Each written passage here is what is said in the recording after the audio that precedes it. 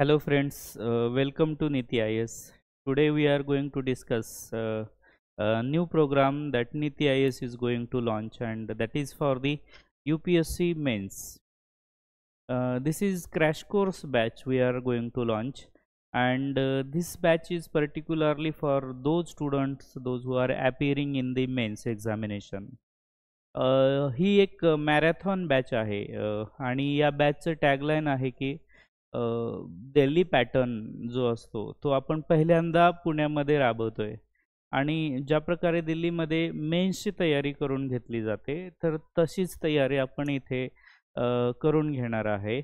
55 दिवसांमध्ये हा कोर्स आपण कंप्लीट करतोय, ज्याच्यामध्ये GSचे 4ही पेपर आपण इथं कव्हर करणार आहे. तर त्याच्याचबद्दल आज आपण इथं डिस्कस करत आहोत. So let us see this Delhi model for UPSC mains 2025. Okay, तर बेसिक इन्फॉर्मेशन याच्याबद्दलची अशी आहे की हा जो मॉडेल आहे तो आपण first time you will see here that we are going to implement. आता याच्या अंतर्गत आपण मुलांना सगळा लेटेस्ट कंटेंट सुद्धा रेडी करून देणार आहे. त्याचसोबत उत्तरं कशी लिहायची, स्मार्ट आन्सर्स कसे लिहायचे किंवा कुठल्या आन्सर्सला जास्त मार्क्स येतात, तर हेही आपण इथं त्यासोबत घेणार आहोत.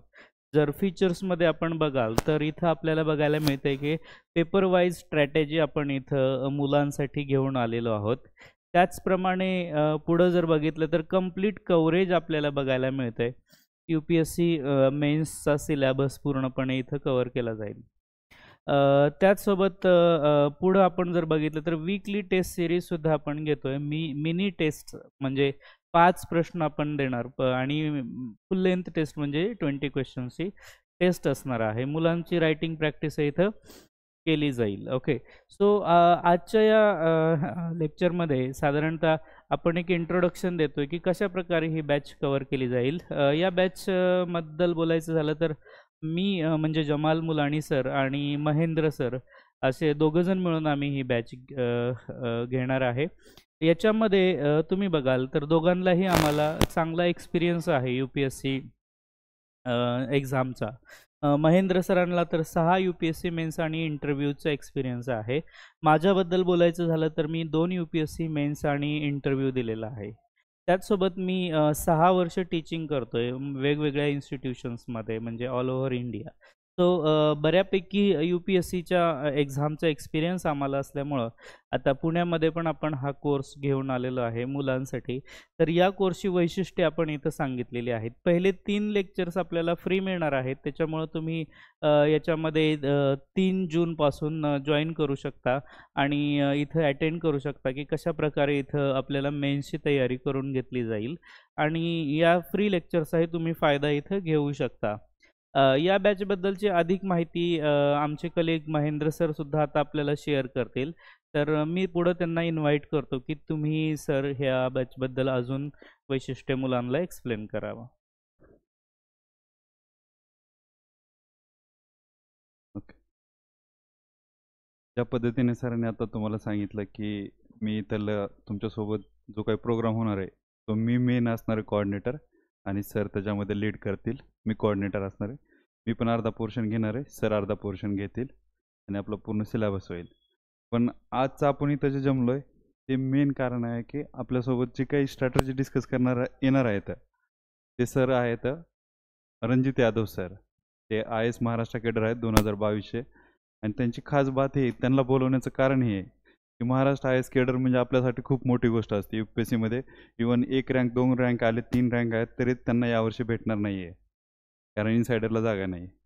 लक, फॉर्च्युनेट आणि हार्डवर्क या तिन्हीचं कॉम्बिनेशन जेव्हा होतं तेव्हा ते भेटतं आणि त्या सरांना इंटरव्ह्यूला 135 मार्क पडून पण त्यांना महाराष्ट्र कॅडर भेटलेलं आहे.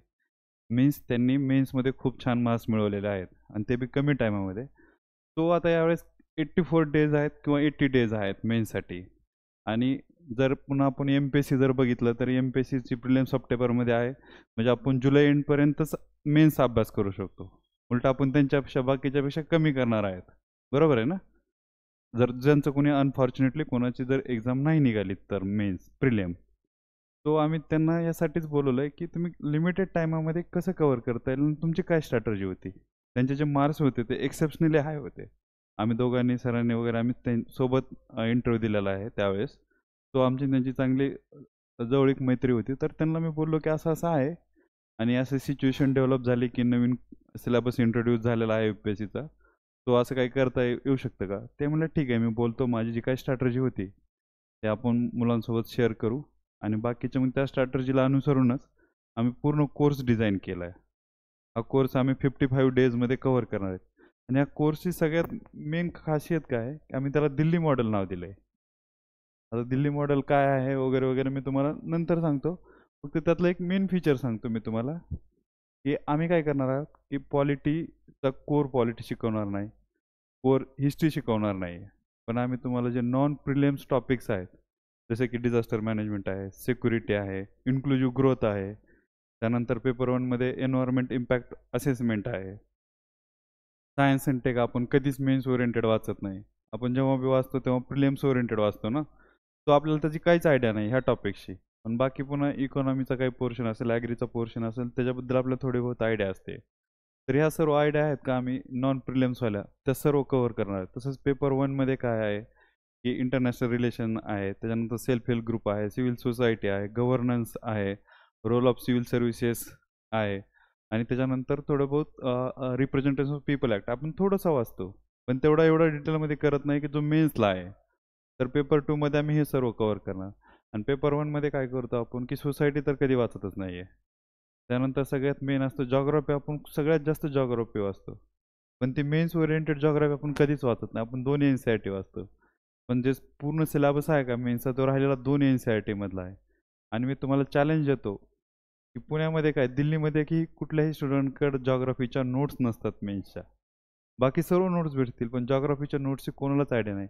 आणि ऑलमोस्ट 100 मार्क्सला जॉग्राफी येतं. सो ते पण आम्ही इन डेप्थ कव्हर करणार, मेन्स ओरिएंटेड. आम्ही इथं काय टेक्टॉनिक प्लेट थ्री एकदम डिटेलमध्ये नाही सांगणार. पण इंडस्ट्रियल लोकेशन काय आहे, की रिसोर्सेस कोणते कोणते आहेत, कशा प्रकारे ते डिझास्टर कोणते कोणते येतं. जॉग्राफीमध्ये पण डिझास्टर येतं आणि डिझास्टर मॅनेजमेंटमध्ये डिझास्टर येतं. तर दोन्हीला आम्ही एकत्र क्लब करणार आहे. आणि या सर्व गोष्टी त्याच्यानंतर जॉग्राफी झाल्यानंतर आपण वर्ल्ड हिस्ट्री कधी वाचत नाही, आपण मॉडर्न इंडिया वाचतो. पण पोस्ट इंडिपेंडन्स कधीच वाचत नाही, किंवा पोस्ट इंडिपेंडन्सला आपण प्रिलिम्सला एवढी व्हॅल्यू देत नाही. आणि मेन्स ओरिएंटेड त्याचा थोडा अप्रोच वेगळा असतो. तर ते पूर्ण अप्रोच आम्ही तुम्हाला ते पूर्ण कंटेंट देणार आहोत, पूर्ण शिकवणार आहोत हे पार्ट. आणि त्याच्यानंतर राहतं आर्ट अँड कल्चर. सगळ्यात अवघड आणि सगळ्यात जास्त वाचलं जाणारं आर्ट अँड कल्चर आहे आणि सगळ्यात जास्त त्रास देणार. प्रिलिममध्ये बी आपण खूप वाचलं तरी आपल्याला लिहिता येत नाही. आणि मेन्समध्ये तर काय होतं की गेलं की पहिले 2 क्वेश्चन असतात. GS1मध्ये फर्स्ट आणि सेकंड क्वेश्चन आर्ट अँड कल्चरचा असतो. परत पुन्हा 11 आणि 12 नंबरला परत आर्ट अँड कल्चर असतं. ह्या 2-2 क्वेश्चनमध्ये जर आपण अडकलो आणि डिफिकल्टी लेवल एवढी असते की आपल्याला त्याच्याबद्दल ऑलरेडी काहीच आयडिया नसते. तो आम्ही त्याच्यात तुम्हाला टेम्पलेट देणार की कधी चोला विचारतील, कधी पांड्या विचारतील, किंवा कधी पल्लव विचारतील, किंवा कधी पाला विचारतील, तर कधी राष्ट्रकुटाचे आर्ट अँड कल्चर विचारतात. तर याची आम्ही एक तुम्हाला टेम्पलेट बनवून देणार की आर्ट अँड कल्चरमध्ये काय करायचं आहे, की आपल्याला काय करायचं. कुठलीही हिस्ट्री असेल त्याच्यात टाईमलाईन इम्पॉर्टंट असते. तर ते टाईमलाईन घेणार आपण इंट्रोमध्ये, ते टाईमलाईन. मग ते रिजन दाखवणार का कुठल्या रिजनमध्ये ती डायनेस्टी काम करत होती. मग आपल्याला आर्ट अँड आर्किटेक्चर लिहायचं आता त्यांचं. तर आपल्याला जनरल प्रत्येकाचं इंडिव्हिज्युअल नाही माहिती, कसं शक्य आहे, ह्युमनली पॉसिबल आहे का, नाही. तर आम्ही त्याच्यात काय करणार, टेम्पलेट देणार मी तुम्हाला आम्ही.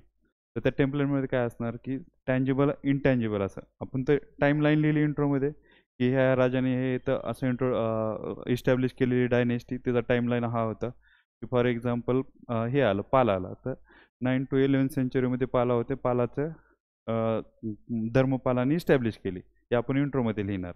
आणि त्याच्यानंतर मग मॅपवरती पालाचा रिजन दाखवणार, वेस्ट बेंगाल आणि बिहारचं त्या एरियामधला. त्यानंतर आर्ट आणि आर्किटेक्चरमध्ये येणार. मग त्याच्यामध्ये 2 पार्ट पाडणार, टँजिबल इनटँजिबल. ते कोणत्या बी असतील, चोला पांड्या कोणाचं बी असेल तर आपण ह्यातच बसवणार. तर टँजिबलमध्ये काय येणार, स्कल्पचर येणार आहे, त्यानंतर आपल्याला टेम्पल येणार आहे, केव येणार आहे, पेंटिंग येणार आहे. टँजिबलमध्ये हे सर्व गोष्टी येणार आहेत. आणि इनटँजिबलमध्ये काय, डान्स, ड्रामा, लिटरेचर, जे काही सर्व आपण बाकीचं बघू फाईन आर्टमध्ये आपल्याला जेवढं दिसतंय ते सगळं बसवणार. एक सध्याच्या कंटेक्समध्ये त्या ह्याची काय व्हॅल्यू आहे बाबा, GI टॅग आहे का, काही इंटरनॅशनल इम्पॉर्टन्स आहे का. तर ह्या सर्व गोष्टी सांगून आपण त्याचं कन्क्लुजन करणार. आणि प्रत्येक ह्यात टेम्पलेट देणार आम्ही. आता मी शॉर्टमध्ये का सांगतोय की आम्ही सरांना 6:30ला टाईम दिलेला आहे, रणजित सरांना बाकीचे जेवढे आहेत सोबत येणारे त्या सगळ्यांना. सो हे मी तुम्हाला एक शॉर्टमध्ये सांगितलं की आपण असं करणार आहोत. आपण मॉडर्न इंडियावरती टाइम वेस्ट नाही करणार. मॉडर्न इंडियाचे फक्त आम्ही क्वेश्चन सांगणार, तुम्हाला दाखवणार का आहे ते कंटेंट क्वेश्चन आन्सरमध्ये कसं युटिलाइज करायचं. आणि हे दिल्ली मॉडेल का म्हणता वगैरे कसं म्हणता हे आपण एकतर परवाच्या फ्री सेशनमध्ये घेऊ, आणि परवाचे 3 सेशन फ्री असणार आहेत. त्याच्यामध्ये आम्ही तुम्हाला डायरेक्ट एक टॉपिक शिकवणार. गव्हर्नन्स शिकू किंवा डिझास्टर मॅनेज सिक्युरिटी शिकू किंवा वर्ल्ड हिस्ट्री शिकू, जे काही आम्हाला वाटेल ऑन दी स्पॉट. कारण तुम्ही अगोदर तयारी करून आला तर तुम्हाला समजायचं नाही की आम्ही काय म्हणतोय ते. ऑन दी स्पॉट शिकवणार आहोत.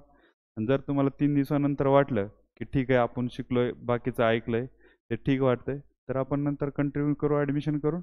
नाहीतर तुम्ही पण फ्री, आम्ही पण फ्री. फक्त मला असं वाटतं की तुम्ही 3 दिवस होल्ड ठेवा, की पेशन्स ठेवा. तुम्हाला आपल्याला सगळ्याला MPSCच्या मेन्सला जायचं आहे. तर मी एवढी गॅरंटी देतो की दिल्लीमध्ये काय इवन ऑल ओव्हर इंडियामध्ये जेवढा कॉन्फिडन्स नाही येणार तेवढा मी 55 दिवसामध्ये कॉन्फिडन्स देणार आहे. इव्हेंटचं तुम्ही मॉडेल पाहिलं असेल MMPचं, ते डायरेक्ट रेकॉर्डेड व्हिडिओ देणार आहेत. रेकॉर्डेड व्हिडिओ तर आपल्या नेशन फर्स्टवरती पण भेटतात 100 रुपयामध्ये. सगळ्यालाच माहिती, सगळं हवं आपण करतो का नाही. 1 to 1 दाखवणार मी तुम्हाला, पूर्ण हे मॉडेल समजून सांगतो. फक्त आता जे काही येणार आहेत ते 6:30ला, ते आल्यानंतर कसं त्यांचा एक पर्स्पेक्टिव्ह बघू आपण. आता मी पण खूप दिवसानंतर त्यांचा पर्स्पेक्टिव्ह ऐकणार आहे. माझ्यामध्ये थोडंसं व्हॅल्यू ॲडिशन, सर पण ऐकतील, बाकीचे मॅडम आहेत, तर आपण त्यांना थोडंसं कनेक्ट करून घेऊ. म्हणजे आपल्याला कसं एकदा त्यांनी बोलून झालं की मग त्यांच्यातून जे काही गॅप फील राहिलेले आहेत ते आपण करू. आणि मेंटरशिप पण आमची त्यांच्याच थ्रू असणार आहे. आपल्याला एक 8 लोक आहेत सध्या आपल्याकडे, ते मेंटरशिप देतील, 1 to 1 मेंटरशिप देतील. कुणालाही काळजी करायची गरज नाही. आम्ही आहे, मी आहे, सर आहेत. प्रत्येक इच अँड एव्हरी स्टुडंटचा छोट्यातला छोटा प्रॉब्लेम पण सॉल्व्ह केला जाईल.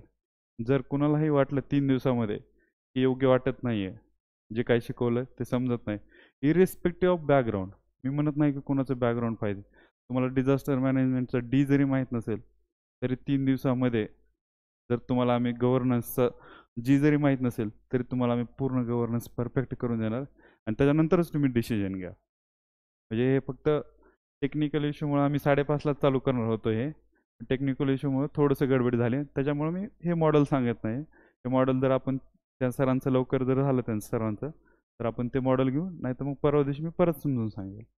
आपण डिसाईड करू की थांबायचं थोड्या वेळ की जायचं. फक्त आपण त्यांना अगोदर ऐकूया. येत आहे का ते पण?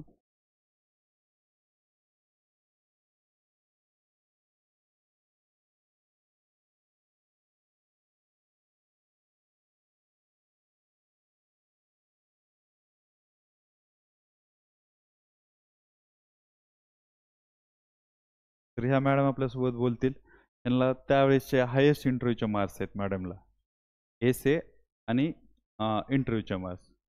त्याच्या बेसिसवरती त्यांनी हे रँक तेव्हा हासिल केला होता. तर ते आहेत. त्याच्यानंतर आहेत आपल्यासोबत अल्ताफ शेख. अल्ताफ शेख सरांना 2022मध्ये कर्मयोगी मिशन जे आहे आपले, तर ते फर्स्ट टाइम इंट्रोड्यूस झाले होते. त्यावेळेस कर्मयोगी मिशनचा अवॉर्ड भेटलेला आहे त्यांना 2023मध्ये. म्हणजे त्यांच्या फर्स्ट सर्व्हिसच्या फर्स्ट 6 मंथमध्येच, की जेव्हा त्यांना ट्रेनिंग झाल्यानंतर त्यांना पोस्टिंग भेटली का, तर सुरुवातीच्या याच्यामध्येच. त्याच्यानंतर हिमांशू टेंबेकर सर, कदाचित खूप जणांनी पाहिलं पण असेल. त्यांनी मराठीमधून GS लिहिलेलं आहे आणि इंग्लिशमध्ये एसे आणि ऑप्शनल लिहिलेलं आहे, जसं की आपल्याला MPSCमध्ये आता अलाउड केलेलं आहे. तो त्यांनी पण 700 रँक मिळवला होता त्यावेळेस. तो त्यांचा पण एसे पण चांगला होता, त्यांचं GS पण छान होतं. एक आपल्याला थोडंसं मराठीवाला पर्स्पेक्टिव्ह भेटेल त्याच्यामधून. सो त्याच्यामुळे आम्ही त्यांना बोलवलेलं आहे. त्यानंतर आनंद सदावर्ते म्हणून सर म्हणून आत्ता आहेत. त्यांचा आत्ता यावर्षीचा रँक आहे 2024चा. तर ते पण येतील आपल्यासोबत, जॉईन होतील. त्याच्यात थोडेसे बाहेर आहेत, त्यांच्याबद्दल थोडंसं आणखी कन्फर्मेशन नाही आहे. आणि लास्टला आपल्यासोबत संपदा वांगे म्हणून एक मॅडम आहेत. त्यांनी आता 2024मध्ये एक 839 रँक भेटला होता त्यांना. आणि त्यांनी विशेष म्हणजे त्यांचा लिस्टमध्ये लास्टचा रँक आहे. आणि लास्टचा रँक जरी असेल तरी त्यांची पहिली मेन्स होती, पहिला इंटरव्ह्यू होता आणि पहिला अटेम्प्ट होता. ते स्पेशली मी त्याच्यासाठी बोलवलं आहे की आपण जेव्हा मौका भेटतो, प्रिलिम एवढी डायसी आणि एवढे कठीण झाली, तर आपल्याला जेव्हा जेव्हा मौका भेटतो का, तेव्हा तेव्हा आपल्याला असं काही करता येऊ शकतं का एक अटेम्प्टमध्ये. तो त्यासाठी बोलवलेला आहे. कदाचित आपल्यापर्यंत पोहोचत पण नाही. पण जेव्हा इथं जरी आले असते तरी त्यांनी एक व्यवस्थित सांगता आलं असतं त्यांना, एक्झॅक्ट काय पाहिजे आणि काय सिच्युएशन आहे ते. ऑनलाईन असल्यामुळे थोडीशी गडबड होते, एक तर टेक्निकल इश्यू येतात आणि बाकीचं का सॅटर्डे असल्यामुळं काही ऑफिसमधून होते तर काही घरी येऊन होते. सो आपण त्यांना इथं डायरेक्ट ऑफलाईन बोलू. एक आपलं थोडासा कोर्स पुढे गेला ना आणि प्रत्येकाला इंडिव्हिज्युअली एवढे 8 लोक अवेलेबल असतील.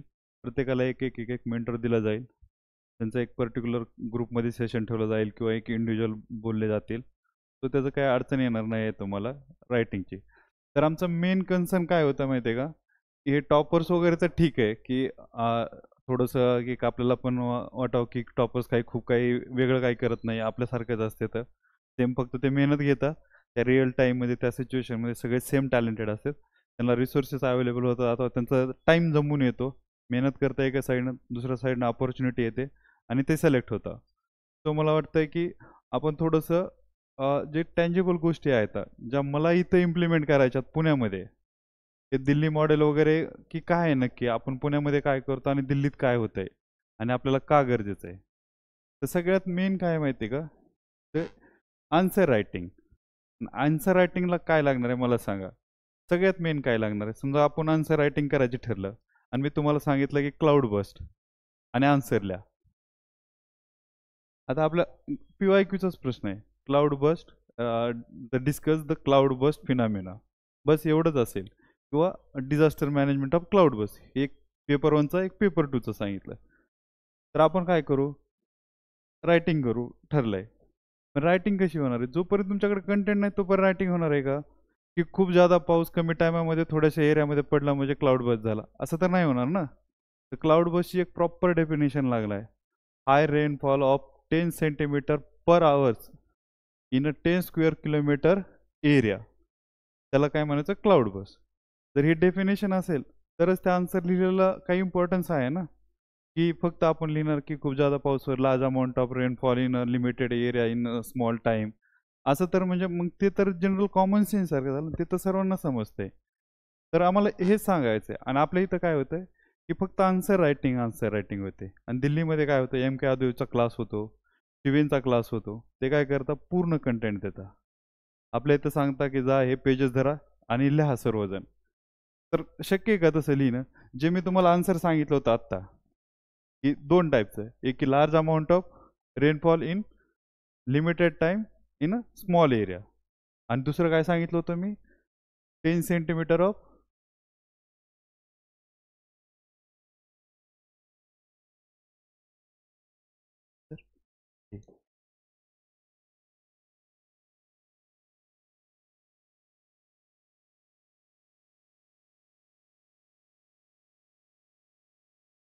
ठीक आहे. मेन काय होतं माझं, की तुम्हाला हे सांगायचं होतं ऑब्जेक्टिव्ह काय आहे बाबा?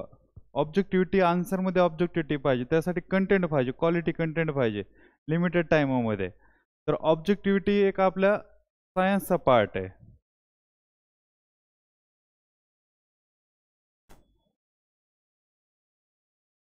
ठीक आहे. सायन्समध्ये ऑब्जेक्टिव्हिटी असते. तसेच सेम आपल्या आन्सर रायटिंगमध्ये पण पाहिजे. आणि आमच्या प्रोग्रामचंच नाव आहे science and art of writing सॉ. तर पहिला एक पॉईंट झाला ऑब्जेक्टिव्हिटी. हे लक्षात येत आहे ना की मी काय म्हणतोय ते, की कुठलाही आन्सर लिहिताना तुम्हाला एक्झॅक्ट गोष्टी माहिती पाहिजेत. तर तुमचं 70% काम तर इथं संपत आहे. कुठल्याही आन्सर म्हणजे जर डेफिनेशन माहीत असेल, ते कन्सेप्ट माहीत असेल त्या फिनॉमिनॉची एक्झॅक्ट. सब्जेक्टिव्ह असणं म्हणजे काय नॉन सायन्स म्हणाल मी. आणि एक्झॅक्ट माहीत असणं, डेफिनेशन माहीत असणं, मी त्याला सायन्स म्हणून त्याला ऑब्जेक्टिव्हिटी म्हणेल. आणि आता कॉम्पिटिशन एवढ्या लेवलला गेलं की आपण म्हणू शकत नाही की मी काहीतरी लिहून येतो. काहीतरी पूर्ण 20 क्वेश्चन लिहिल्यानंतर, काहीतरी लिहिल्यानंतर फक्त 60 मार्क येतात GS1ला. पूर्ण जॉग्राफी आपण दिवस रात्र वाचतो प्रिलियमला. त्यानंतर हिस्ट्री वाचतो आणि सोसायटी नंतर करतो. तर तिन्ही वाचून असे कितीतरी माझे मित्र की त्यांना 54 60 मार्क्स आलेले आणि 20च्या 20 क्वेश्चन अटेम्प्ट करून. तो मला वाटतं की ती ऑब्जेक्टिव्हिटी, आणि ती ऑब्जेक्टिव्हिटी कुठे भेटते माहिती आहे का? दिल्लीमध्ये भेटते. आपल्या इथं सांगत असतील लोक की असं केलं तरी चालतंय, थोडं थोडं लिहिलं, आयडिया असेल तरी चालतंय. पण मला वाटतंय की कॉम्पिटिशन त्या लेवलला गेली. आपण टाइम देतोय, आपली एनर्जी वेस्ट करतोय, आपलं येत जातंय, वय पण जातंय आपलं त्यासोबत एक अटेम्प्ट सोबत. सो मला वाटतंय की ते लाईटली नाही घेतलं पाहिजे. आपण पुण्यात राहिलं तर पुण्यातल्या लोकांना पण त्या गोष्टीचा एक एक्सपोजर यावं. आणि दिल्लीमध्ये आपण पाहतो की शिवेनचा एवढा मोठा क्लास चालतो, MMPचा, MK यादवचा चालतो, त्यानंतर विजयनचे मॉड्यूल चालतं, मेन्स ॲडव्हान्स बॅच, आणि त्याच्यामध्ये हे घेता करून लोक ते फक्त. आणि ते अवेलेबल आहे नेशन फर्स्टवरती, तुम्ही ₹200 दिले तरी अवेलेबल आहे. पण त्या लोकांना ऑफलाईन अवेलेबल आहे, आपल्याला इथं ऑफलाईन अवेलेबल नाही. ऑफलाईन असेल तर डिसिप्लिन राहते, आपण रेग्युलर जातो येतो व्यवस्थित करतो आणि वन टू वन सांगतं रोजच्या रोज. समजा टीचरसोबत इंटरॅक्शन असेल तर वन टू वन सांगितलं होतं. तो मला वाटतं आमच्या सायन्समधला तर सगळ्यात मेन हा पार्ट आहे आणि मला वाटतं हे क्लिअर झालं असेल. त्यानंतर काय, इम्पेरिकल फॅक्ट. फॅक्ट बी जनरल लिहून चालत नाही आहेत. आता मी तुम्हाला फॅक्टचं एक एक्झाम्पल सांगतो की खूप वेळा आता आपल्या इथे काय झालंय, नक्सलिझम आहे. नक्सलिझम आहे ना आपल्या इकडं, तर सरळ सिंपल क्वेश्चन असतो, what is the status of Naxalism. आता नक्सलिझमचं स्टेटस काय आहे, स्टेटस म्हणजे काय सांगायचं आपल्याला, किती डिस्ट्रिक्ट अफेक्टेड आहेत, किती डेथ होत आहेत दरवर्षी, नक्सलाइटच्या किती डेथ होत आहेत, आर्मी पर्सनलच्या किती डेथ होत्या, आता त्याच्यानंतर सिव्हिलियनच्या डेथ किती होत्या, आता प्रॉपर्टीचा लॉस किती होतोय, किती डिस्ट्रिक्ट अफेक्टेड ते सांगितलं मी, पण किती स्टेट अफेक्टेड आहेत, सध्या काय सिच्युएशन आहे, की कोणते इक्विपमेंट वापरतो आपण, ही जी स्टेट आहे का, ही इम्पेरिकल फॅक्ट आहेत. आणि काही स्ट्रॅटर्जिक इम्पॉर्टंट टॉपिक आहेत, जसं की सिक्युरिटी झालं, त्यानंतर इंटरनॅशनल रिलेशन झाले, याच्यामध्ये तुमचे वर्ड इकडे तिकडे झालेले, अफरातफरी झालेले अजिबात चालत नाही त्यासोबत. की आपण समजा इंडिया चायना रिलेशन आहे, इंडिया चायना रिलेशनशिपमध्ये एक एक वर्ड इम्पॉर्टंट असतं, एक एक फॅक्ट इम्पॉर्टंट असतं. LOC LAC line of actual control आपण काम आहे, तर ह्याच्यावरची एक एक जे पॉईंट असतात, एक एक लाईन असते, ते आपल्याला क्लिअर पाहिजे.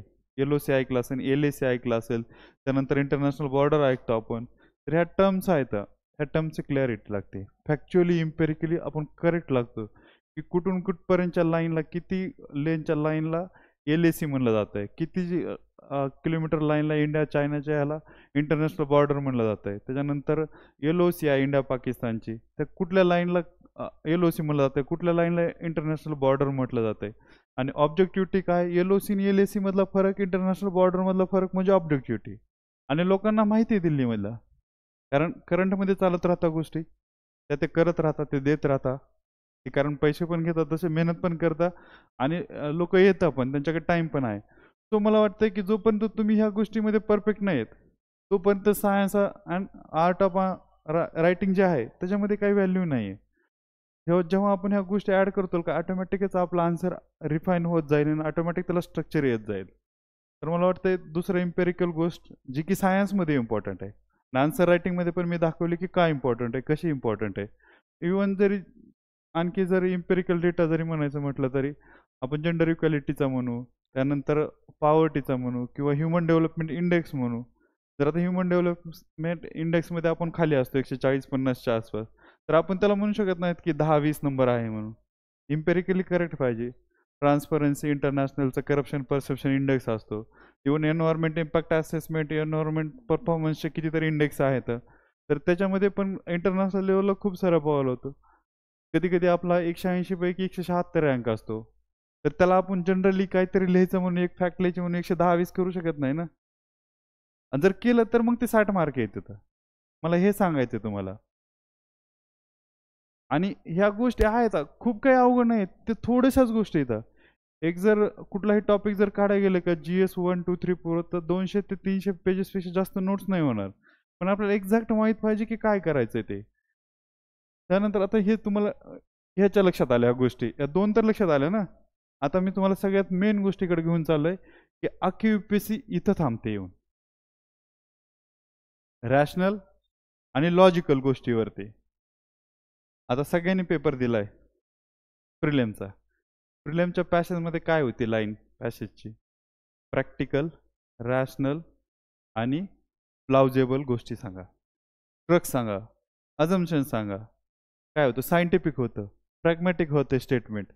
त्याच्यामध्ये तुम्ही पाहिलं असेल की एक स्टेटमेंट काय होतं की प्रत्येक कंट्रीने आपल्या स्वतःची सप्लाय चेन इस्टॅब्लिश केली पाहिजे ग्लोबलायझेशनमध्ये. ते प्रॅक्टिकली पॉसिबल आहे का प्रत्येक कंट्रीला ग्लोबलायझेशन? नाही ना. तर आपल्याला तसं बोलावं लागणार आहे. मग तो एक्झाममध्ये असं नाही म्हणू शकत आपण की मेन्शात की सोल्युशन लिहायचं चायनाला आपल्याला, मग आपण म्हणायचं की चला आता आपण स्वतःची ग्लोबल सप्लाय चेन इस्टॅब्लिश करू. तर ते पॉसिबल आहे का मला सांगा, इंडिया इंटरनॅशनल रिलेशनमध्ये लिहिताना. आणि जो समजा एक्सपर्ट आहे त्याला वाचल्यानंतर खूपच ते बालिशपणा वाटतं, खूपच बालिश वाटतं, बालिश आन्सर. समजा आता मी तुम्हाला एक दुसरं एक बेस्ट एक्झाम्पल सांगतो. इंडिया चायनाचं आपण इंटरनॅशनल रिलेशन म्हणजे की रॅशनल प्रॅक्टिकल आणि हे तीन चार आहेत का ते एकत्रच असतात, लगभग सेमच मिनिंग असतो. समजा काय म्हणतंय की चायना आणि इंडियाचं गलवान व्हॅली क्रायसिस झाला होता, खूप साऱ्या डेथ झाल्या होत्या आपल्या साईडच्या त्यांच्या साईडच्या. मग इंडिया काय म्हटलं की आपण काय करू की पहिल्यांदा बॉर्डर इश्यू सॉल्व्ह करू, की आपले बॉर्डर फिक्स नाही आहेत ना, तर ते बॉर्डर फिक्स करू आपण आणि नंतर ट्रेडवरचं टॉक करू. म्हणजे ट्रेड टॉक म्हणजे काय की टॅरिफ कमी करणं, टॅक्स कमी करणं, काही लिबरेट करणं, या ज्या गोष्टी आहेत त्या आपण होल्डवर ठेवू, आपण पहिलं बॉर्डर इश्यू सॉल्व्ह करू, असं इंडिया म्हणत होता.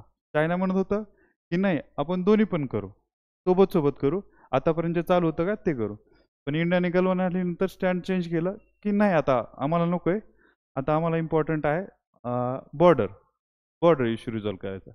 तर तुमचं काय म्हणणं येईल मला सांगा आता काय करायला पाहिजे. तुम्हाला समजा विचारला आता एक्झाममध्येच विचारलं तर काय करायला पाहिजे. बॉर्डर इश्यू रिझॉल्व्ह केला पाहिजे का ट्रेडवरती दोन्हीवरती टॉक केला पाहिजे, काय केलं पाहिजे. एक जनरल कॉमन सेन्स जे वाटेल ते सांगा, काय केलं पाहिजे. हां, बॉर्डर इश्यू तुम्हाला का दोन्ही पण बॅलन्स. ट्रेड तर आपला खूप सारा आहे त्यांच्यासोबत, कदाचित आपले फॅन पण बंद पडू शकतो, सारे कंडेन्सर आपण त्यांच्याकडे घेतो, फार्मास्युटिकल गोष्टी सगळ्या आपण त्यांच्याकडून आणतो, तर आपलं उद्याच्याला हेल्थ इन्फ्रास्ट्रक्चर पण कोलॅप्स होऊ शकतो. तर काय केलं पाहिजे असं सिच्युएशन, पण सिच्युएशन अराईज झाली, बॅलन्स केलं पाहिजे. बॅलन्स केलं पाहिजे, काय केलं.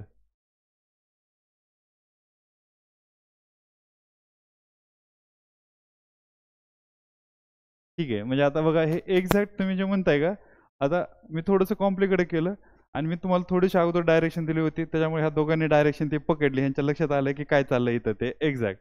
तुम्ही पण पकडले, तुम्हाला थोडंसं प्रेशर दिलं तर तुम्ही गिव्हअप केलं त्याच्यावर. पण काय आहे की border nation security is at most important, our territorial integrity is very important. Strategic जे काही आपले पॅरामीटर्स असतील, जे काही इश्यू असतील ते आपले खूप सारे इम्पॉर्टंट असतात. आणि कधी बी नॅशनल सिक्युरिटी आणि इंटिग्रिटी जरी इंटॅक्ट राहिली तरच आपण लॉंग टर्ममध्ये ट्रेड करू शकतो, आणि नेशन पण राहील आपला. ऑलमोस्ट ते अटॅकच केल्यासारखं, 17-20 लोक काहीतरी मारले होते त्यावेळेस त्यांनी आपले आर्मी पर्सनल. तो ते एक प्रकारचा अटॅकच होता. तर कुठली बी कंट्री असते का, ते इंटरनॅशनल रिलेशनमध्ये एकदा गव्हर्नमेंटने स्टँड घेतला मग त्यांचा इरॅशनल तरी असेल, कारण आपण काही एवढे एक्सपर्ट नाही आहे की त्यांनी घेतलेला स्टँड आपल्याला होलिस्टिकली समजणं, पूर्ण अक्रॉस द स्पेक्ट्रम सेक्टर, किंवा इकॉनॉमीमध्ये काय इम्पॅक्ट होईल, इंटरनॅशनल रिलेशनमध्ये काय होईल, आपल्या सोसायटीमध्ये काय इम्पॅक्ट होईल, कारण ते पण ते एक्सपर्ट आहेत, आपण तेवढे नाही आहेत. आणि कुठल्याही ब्युरोक्रेसीचं काम आहे की जे काही गव्हर्नमेंट स्टँड घेईल ते आपला स्टँड असतो. त्या दिवशी जे झालं ते कम्प्लीट इरॅशनल होतं की मिस्त्रीने येऊन सेक्रेटरी फॉरेन सेक्रेटरीने येऊन सांगितलं की आपण सीज फायर करतोय, आणि लोकांनी त्यांना बरं वाईट काही बोलले, पण ते त्यांचा स्टँड नाही आहे स्वतःचा तो. बिलकुल बिलकुल म्हणजे कुठल्याच रॅशनल पर्सनला ते वाटणार नाही की तो रॅशनल लोकांचे काही स्टेटमेंट होते. तो आपल्याला जिथं बी आहे का, जिथं बी प्रॅग्मॅटिझमची गोष्ट आहे, जिथं बी प्रॅक्टिकलची गोष्ट आहे, लॉजिकलची गोष्ट आहे, तिथं आपल्याला ह्या गोष्टी वापराव्या लागणार आहेत. सो ऑनेस्टी इंटिग्रिटी जे काही गोष्टी आहेत त्या एका साईडला, आणि नॅशनल सिक्युरिटी एका साईडला, असं प्रत्येक गोष्टीमध्ये चालणार आहे. समजा आणखी तुम्हाला एक साधा एक्झाम्पल देतो की काय झालं. समजा एक ॲम्ब्युलन्सवरचा ड्रायव्हर आहे, एक प्रायव्हेट हॉस्पिटलच्या ॲम्ब्युलन्सवर ड्रायव्हर आहे, आणि त्याला कोविडमध्ये इन्फेक्शन झालं, आणि त्यांनी एक 50 लाखाचं हॉस्पिटलचं बिल झालं, आणि तो गव्हर्नमेंटकडे गेला आणि म्हणला की मचान काही देणं होत नाही, हे बिल तुम्ही द्या. हे का सांगतो मी की हे आपल्याला हे लक्षात येऊ की रॅशनल प्रॅक्टिकल आणि प्रॅग्मॅटिक काय असतंय. तर काय केलं पाहिजे, गव्हर्नमेंटने ते 50 लाखाचं बिल भरलं पाहिजे का. नाही. तुम्हाला काय वाटतंय. हां, भरलं पाहिजे का नाही, येस किंवा नो.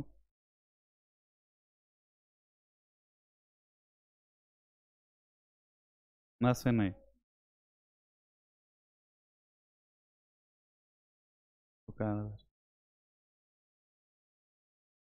गव्हर्नमेंटकडे पैसेच नाहीत ऑलरेडी, कुठे देणार आहे. हां, हे पण बरोबर, एकाला दिले खूप सारे येतील. हां, ओके, पण आता हां, तुम्हाला काय वाटतं आता एवढ्यांचं ऐकल्यानंतर?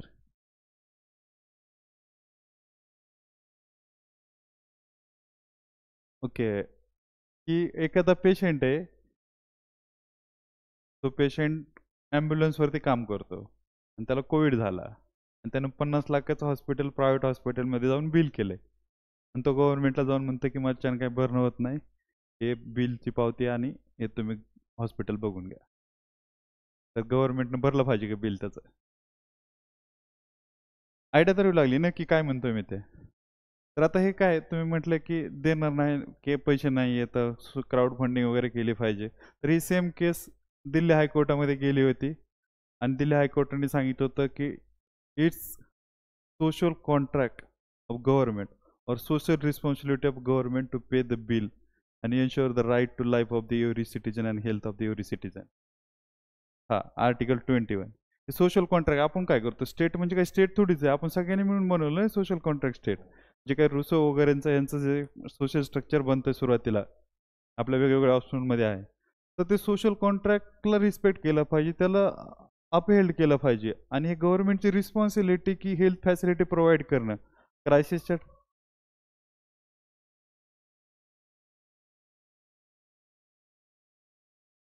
हाँ, गवर्नमेंट ने प्रोवाइड किया है, लेकिन गवर्नमेंट हॉस्पिटल में इतना भीड़ है कि जा ही नहीं सकता, वहाँ बेड ही अवेलेबल नहीं है.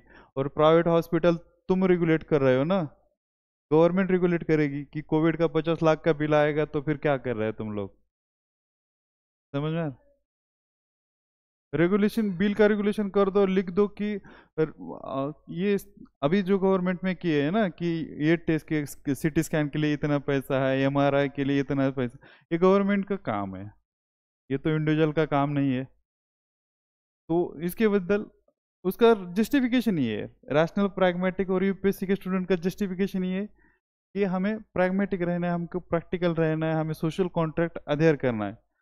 तो इस केस में तो गव्हर्नमेंट को देना ही पडेगा और गव्हर्नमेंट देगा. और दिल्ली हायकोर्टाने त्यांना द्यायला पण लावलं होतं. आणि तुम्ही जे म्हणले की आणखी लोक येतील, तर दिल्ली हायकोर्टने हे स्टेटमेंट केलं की ते येऊ द्या, बघू आपण कोण कोण येत आहे ते.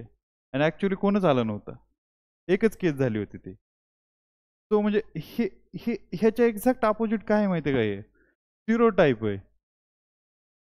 स्टिरोटाईप आहे, हे प्रॅग्मॅटिझम नाही आहे, प्रॅक्टिकलिझम नाही, बायस आहे. जे आहे का बायस, स्टिरोटाईप, प्रिजुडाईस, की असं असं होऊ शकतं, गरीब आहे तर चोरीच करेल, या टाईपचं. हे जे आहे का एक्झॅक्ट ह्याच्या अपोजिट आहे, मी फक्त लिहिलं नाही.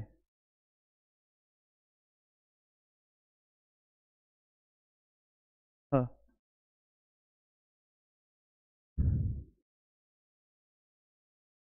हां हां.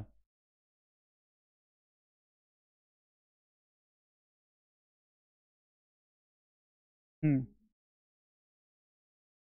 हां घेतले. ट्रेड पण, हां ट्रेड घेऊ शकत नाही ना. हां.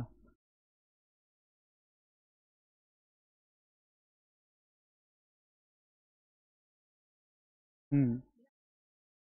Yes yes. तेच तेच हे जे हे वर्ड आहे का, हे तेच सांगतोय की ग्लोबलायझेशनच्या वर्ल्डमध्ये कोणाला शक्य नाही की सेल्फ सफिशियंट होणं. आपल्याला प्रॅक्टिकल आणि प्रॅग्मॅटिक राहायचं आहे. इव्हन चायनाला तरी परवडणार आहे का की आपल्यासोबत भांडण करून, त्यांनी थांबवलं लगेच. इंडिया पाकिस्तान पण आपण थांबवलं 2-3 दिवसामध्येच.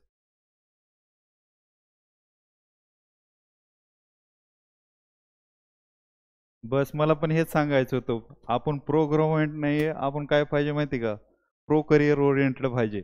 आपल्याला पास व्हायचं, आपल्या ब्युरोक्रेसीमध्ये जायचं, आपल्याला बिलकुल ॲक्टिव्हिझम करायचं नाही. त्यासोबतच मी हे सांगतो, अर्बन नक्सलिझम.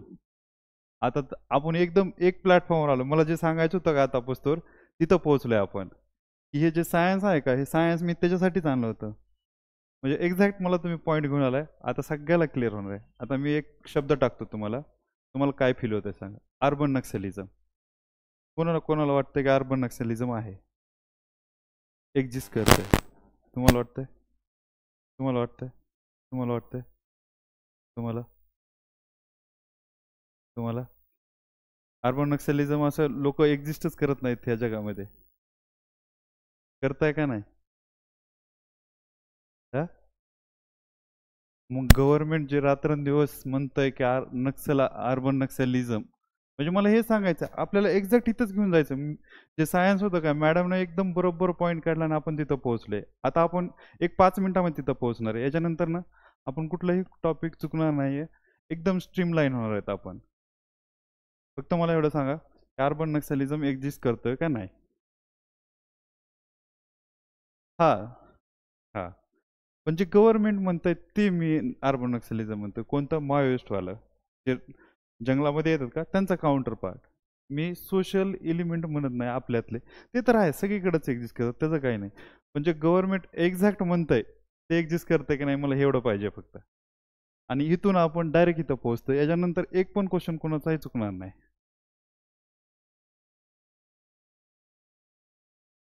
पेजेस बाहेर ठेवलेत.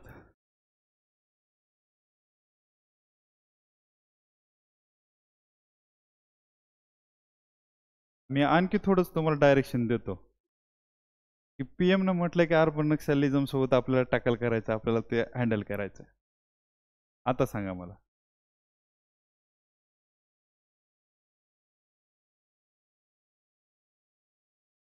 जेव्हा 1967ला नक्सलिझम आली कन्सेप्ट, नक्षलबारी वगैरे झाली, सगळ्या गोष्टी झाल्या.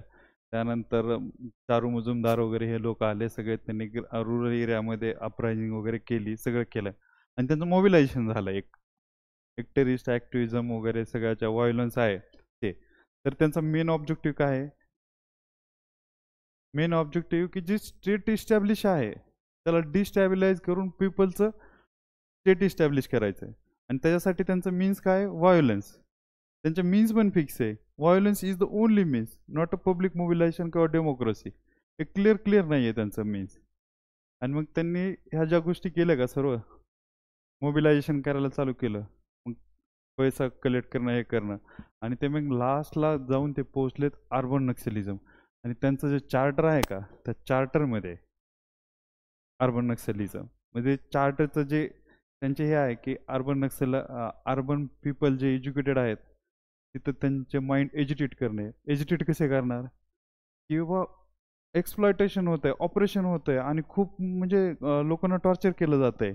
तर ह्या आयडिओलॉजिकल बेसिसवरती ते हे करतात. त्याच्यानंतर प्रोटेस्ट करायचं, प्रोटेस्ट करून मोबिलाइज करायचं, त्याच्यानंतर लॉजिस्टिक प्रोव्हाइड करायचं. जर साईनाथ एक म्हणून प्रोफेसर होते GNUचे, हे 2003ची, साईबाबा 2013ची घटना आहे, बिफोर मोदी इरा. त्यांना अपंग असताना 2013मध्ये अरेस्ट केलेलं होतं. त्यांना मला वाटतं काहीतरी 22, 21, 23मध्ये त्यांना बेल भेटलेली होती. 10-12 वर्ष ते जेलमध्ये होते. हे सर्व ज्या गोष्टी आहेत का अर्बन लोकांच्या, त्या ह्या त्यांच्याशी कनेक्टेड होत्या. इंटरनॅशनल लेवलवर ते प्रोपोगंडा चालवायचे ते. तर ॲक्च्युअली डॉक्युमेंटमध्ये त्यांच्या अर्बन नक्सलिझम एक्झिस्ट करतं. ते वर्ड हे नाही वापरत की अर्बन नक्सलिझम. त्यांच्या ज्या ॲक्टिव्हिटी आहेत, जे गव्हर्नमेंट म्हणतं का त्या ॲक्टिव्हिटीला गव्हर्नमेंटने नाव दिलं त्याला अर्बन नक्सलिझम. पण त्या ॲक्टिव्हिटी सगळ्या एक्झिस्ट करतात त्यांच्या पेपरवरती, की आपल्याला शहरामधल्या यूथला टार्गेट करायचं आहे, यूथला मोबिलाइज करायचं आहे. कारण यूथ कसं असतं की भगतसिंग स्टेजमध्ये असतो आपण सगळे. आपल्याला वाटत असतं की सगळ्या जगामध्ये मी इक्वॅलिटी आणतो, मी सगळं हे करतो, मी सगळ्यांचा मशिया बनतो, आता सगळीकडेच प्रॉब्लेम होतो तर मी सॉल्व्ह करतो.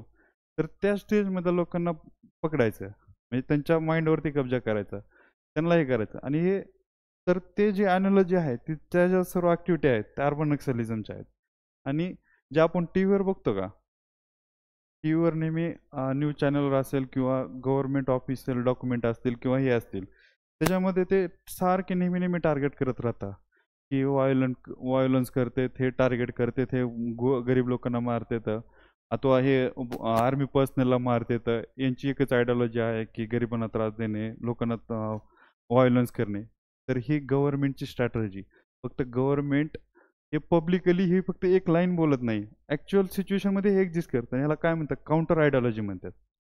की आपण डेमोक्रेसी आहे, आपण डेमोक्रेटिक वेने आपले सर्व प्रॉब्लेम सॉल्व्ह करू, पण हे लोक करून देत नाहीत.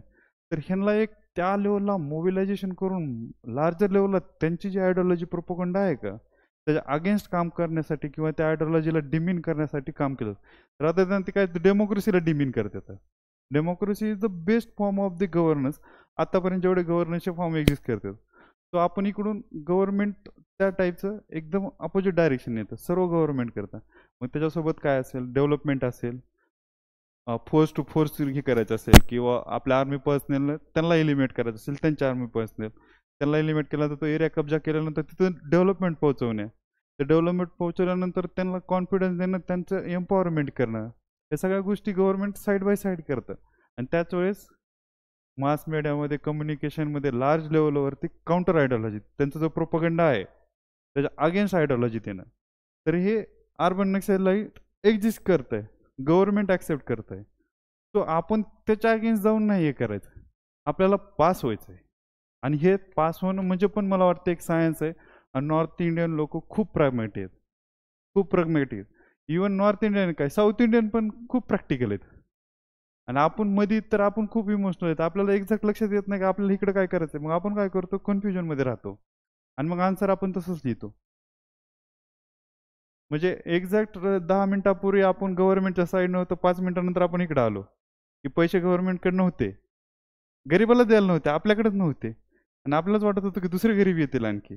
पण 2 मिनिटानंतर आपण यांच्यापर्यंत पोहोचलो की यांच्या साईडला. तो मला वाटतं ते नाही करायचं, ते सायन्स आहे,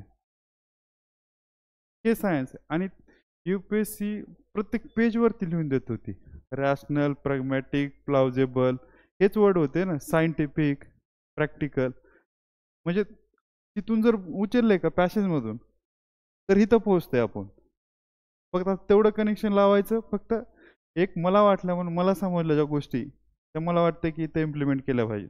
जर कोणाला जर वाटत असेल, आता आता मला सांगा, आता वाटतं का तुम्हाला की अर्बन नक्सलिझम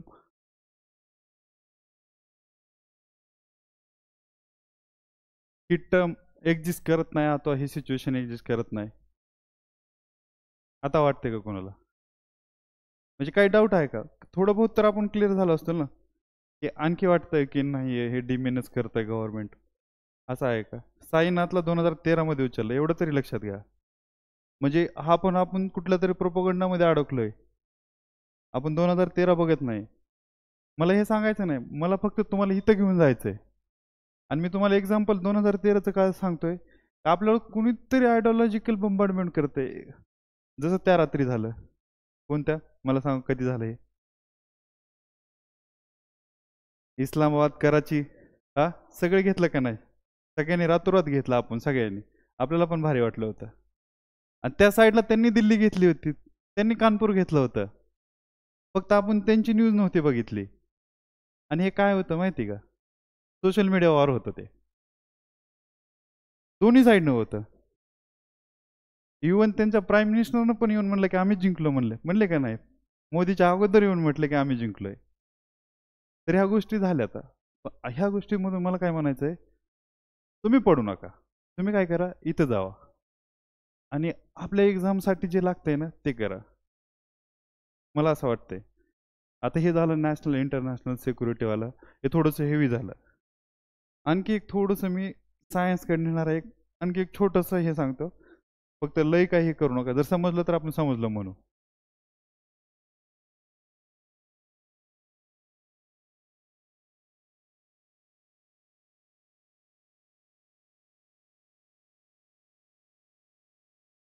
ते आहेच की, कोण कोण त्याला डिनाय करतंय? कोणच डिनाय नाही करत. गव्हर्नमेंट स्वतः सांगतं आमच्याकडे 20% पुअर पीपल राहतात म्हणून. तशी तवरनं जाऊन इंटरनॅशनल प्लॅटफॉर्मवर सांगितलं की नाही परवा दिवशी, आमची लढाई पॉवर्टी सोबत आहे, आम्हाला शांतता पाहिजे, आमच्या या लोकांना खाऊ पिऊ घालायचं. त्यांनी कुठे डिनाय केलंय? मग ते पण प्रॅक्टिकली आपण ह्याच्यापेक्षा बेस्ट एक्झाम्पल सांगतो, ह्याच्यानंतर तुम्हाला बिलकुल कन्फ्युजन राहणार नाही. आंबेडकरांना असंच विचारलं होतं की तुम्ही SC SC लोकांचं म्हणताय, म्हणलं नेहमी ट्रायबल लोकांचं, ST लोकांचं काय? ते म्हणे मी काही मशिया नाही. आता आपण जास्त याला नको लांबायला, मी काही मशिया नाही म्हणे, मी प्रत्येकाचं करायला. माझ्याने एवढ्याच लोकांचं होऊ शकते, मी एवढ्याच लोकांना केटर करणार, एवढ्याच लोकांचे प्रॉब्लेम सॉल्व्ह कर. जगामध्ये तर मग बुद्ध पण होऊन गेले ना, बुद्धाच्याने पण नाही झालं. मला काही स्टोरी नाही सांगायचं तुम्हाला, मला फक्त तुम्हाला हे सायन्स जर समजलं का, तर आपल्या खूप साऱ्या गोष्टी सॉल्व्ह होणार आहेत. आलं की लक्षात? बुद्धा पण म्हणले की बाबा दुःख एक्झिस्ट करतंय, बुद्धाने शेवटी घरच सोडून दिलं वैतागून की नकोच. आणि काय आज बी दुःख एक्झिस्ट करतंय ना, का नाही? काय डिझायर, डिझायर, डिझायर शिवाय तर जगणार कसं? डिझायर नाही तर मग ॲनिमल सारखं जगून आपण. तर सगळ्याच्याच डिझायर फुलफिल येणार नाहीत. इवन महात्मा गांधी पण म्हणले ना, काय म्हणले, there is sufficient for everybody's need but not everybody's greed. तर आपण कसं करणार? तर मला ते वाटतंय. आणखी मी तुम्हाला ह्याच्यानंतर आणखी एक लाईन सांगतो. एक आपण केस स्टडी घेऊ, इथं ह्याच्यानंतर एकदम बरोबर होईल. आता आपण बऱ्यापैकी एका प्लॅटफॉर्मवरती आहे. आणखी काय कन्फ्युजन आहे? वाटतंय का अर्बन नक्सलिझम? म्हणजे ह्याच्यावर जाऊन तुम्ही घरी विचार करा. मी सरांना सांगतो की फ्रीमध्ये लेक्चर ठेवा, फक्त टॉपिक बघा मी काय म्हणलोय ते, आणि तुम्ही सर्च करा. आणि परवा दिवशी आलो, आपल्याला जर नाही योग्य वाटलं तर आपण त्याच्यावरती डिबेट करू. आणि जर कोणाला जर वाटलं, कोणी जर ह्याला काउंटर घेऊन येणार असेल, तर बेटर आहे की आपण त्याच्यावर आणखी डिबेट करू, काहीच इश्यू नाही. पण आपल्याला इकडं जायचं आहे, इथून इथपर्यंत जायचं आहे. जे काही सांगतोय हे काय कुठलीच गोष्ट ॲब्सोल्यूट नाही, 100% नाही आहे. आपल्याला फक्त इथून इथं जायचं आहे, आपल्याला लिहायचं आहे आणि हे करायचं आहे. नॉर्थ इंडियन साऊथ इंडियन लोक पुढं चाललेत, थोडा रँक काढताय, 10-15 रँक काढताय, परत काढताय. पण आपले लोक इमोशनलच आहेत. मी मला म्हणतो इमोशनच्या बाहेर इंटरव्ह्यूला मार्क काय येत नाहीत आपल्याला. इंटरव्ह्यूचा एक मी तुम्हाला क्वेश्चन सांगतो, म्हणजे जस्ट इथंच पोहोचण्यासाठी.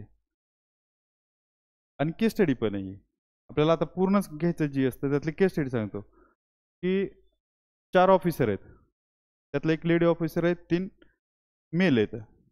लेडी ऑफिसरचं प्रमोशन ड्यू आहे फ्रंट, म्हणजे एज असेल, क्रायटेरिया असेल, सगळं जे काय असेल त्या ह्याच्यानुसार. पण गव्हर्नमेंट काय करतं, लेडी ऑफिसरला प्रमोट न करता second rank, third rank, fourth रँकमधल्या एकाला प्रमोट करत आहे. तर या सिच्युएशनमध्ये लेडी ऑफिसरनं काय केलं पाहिजे?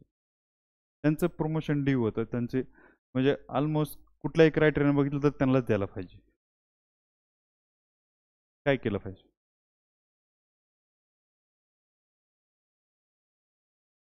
तुम्हाला काय वाटतं? एक जनरल आयडिया सांगा की इंटरनल कमिटीकडे गेलं पाहिजे, हायर ऑथॉरिटीला सांगितलं पाहिजे, आता चुपचाप काम केलं पाहिजे, की घरी जाऊन रिझाईन करून घरी बसलं पाहिजे, आता मीडियामध्ये गेलं पाहिजे. कॅट कॅट कॅट तुम्ही हायर ऑथॉरिटी, तुम्ही कुठे जाताल? एक जनरल असं लय काय, आता इथं हलकं फुलकं डिस्कशन चालू आहे. फक्त आपला काय पर्पज काय आहे की हे समजलं पाहिजे. हे जर समजलं का तर मग मला पुढची स्लाईड पण घ्यायची गरज नाही आहे. म्हणजे जर आयडिया आली तर मग पुढची स्लाईड आपली एका 5 मिनिटात होईल. तुम्हाला काय वाटतं, तुम्ही काय केलं असतं रिअल टाइम सिच्युएशनमध्ये? आत्ताच समजा, आताच तुमच्यासोबत असं झालं, तुम्ही ऑफिसर आहेत, तुमचं प्रमोशन ड्यू आहे, म्हणजे तुम्हालाच प्रमोट केलं पाहिजे, पण तुम्हाला न करता तुमच्या ज्युनियरला प्रमोट केलं जात आहे, प्रमोशन केलं जातं त्यांचं. मराठीत समजते ना का काय इश्यू होते? तुम्हाला समजते ना? तुम्हाला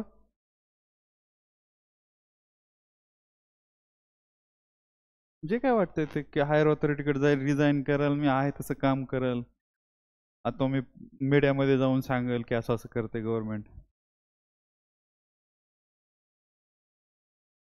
हां, कॅटमध्ये ट्रायब्युनलला जातात, सगळ्याला ट्रायब्युनलला जायचं आहे.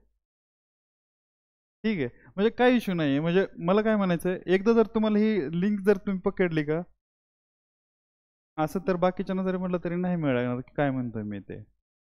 पण इथिक्स आणि सिव्हिल सर्व्हिसचे इथोच काय म्हणताय माहिती आहे का, irrespective of post, irrespective of position, irrespective of chair, तुम्ही पब्लिक स्पिरिटमध्ये तुम्हाला जी अपॉर्च्युनिटी दिली, आता जिम्मेदारी दिलेली, रिस्पॉन्सिबिलिटी दिली आहे, ती पब्लिक स्पिरिटमध्ये तुम्ही कंप्लीट केली पाहिजे. तुमचा मोठं सर्व्हिस प्रोव्हाइड करणं पाहिजे, रादर दॅन की कुठल्या पोस्टून सर्व्हिस प्रोव्हाइड करता आता पब्लिक सर्व्हिस करताय, डझंट मॅटर. आणि ही एक लाईन झाली, ही फिलॉसॉफिकल लाईन झाली. आणि दुसरी लाईन काय आहे की गव्हर्नमेंट आपलं एम्प्लॉयर आहे आणि आपण गव्हर्नमेंटचे एम्प्लॉय आहेत. तर गव्हर्नमेंट पाहिजे त्या पोझिशनवर ते आपल्याला यूज करू शकतं. It's there right. आपण त्यांच्या इथं कामाला गेलोय, त्यांची मर्जी की आपला रिसोर्सेस कसा वापरायचा, आपण त्यांचे रिसोर्सेस आहेत, ते आपल्याला पेमेंट देत आहे, पर्क्स देत आहे, हे सर्व देत आहे, तर त्यांचे पूर्ण त्यांना राईट आहे. फक्त लईच असं एक्स्ट्रीम नाही वाटायला पाहिजे की ह्युमन डिग्निटीच्या अगेन्स्ट, असं काही नको व्हायला. पण कुठल्या पोझिशनवर कोणाला ठेवायचं हे गव्हर्नमेंट ठरवणार आहे. तुम्ही कसं ठरवणार की एखादा माणसाचं प्रमोशन ड्यू आला पण त्या पोस्टसाठी तो फिजिबलच नसेल? आता RBI गव्हर्नर आपण ब्युरोक्रेसीमध्ये विचारलं तर प्रत्येक ब्युरोक्रेट्सनं म्हणायचं की मी ह्याच्या पुढे होतो, मला दिला पाहिजे, तर नाही ना. तर प्रत्येक वेळेसच काहीतरी असं आपल्या अगेन्स्टच होतंय. म्हणजे जे सेन्स ऑफ विक्टिम आहे का विक्टिमहूड ते आहे का, ते थोडंसं बाजूला ठेवलं तर मला वाटतं आपण मोर प्रॅग्मॅटिक आणि प्रॅक्टिकल आणि प्लाउजेबल सायंटिफिक पॉसिबल ऑप्शनकडे जाऊ आणि तेच आपलं सायंटिफिक आन्सर रायटिंग असेल.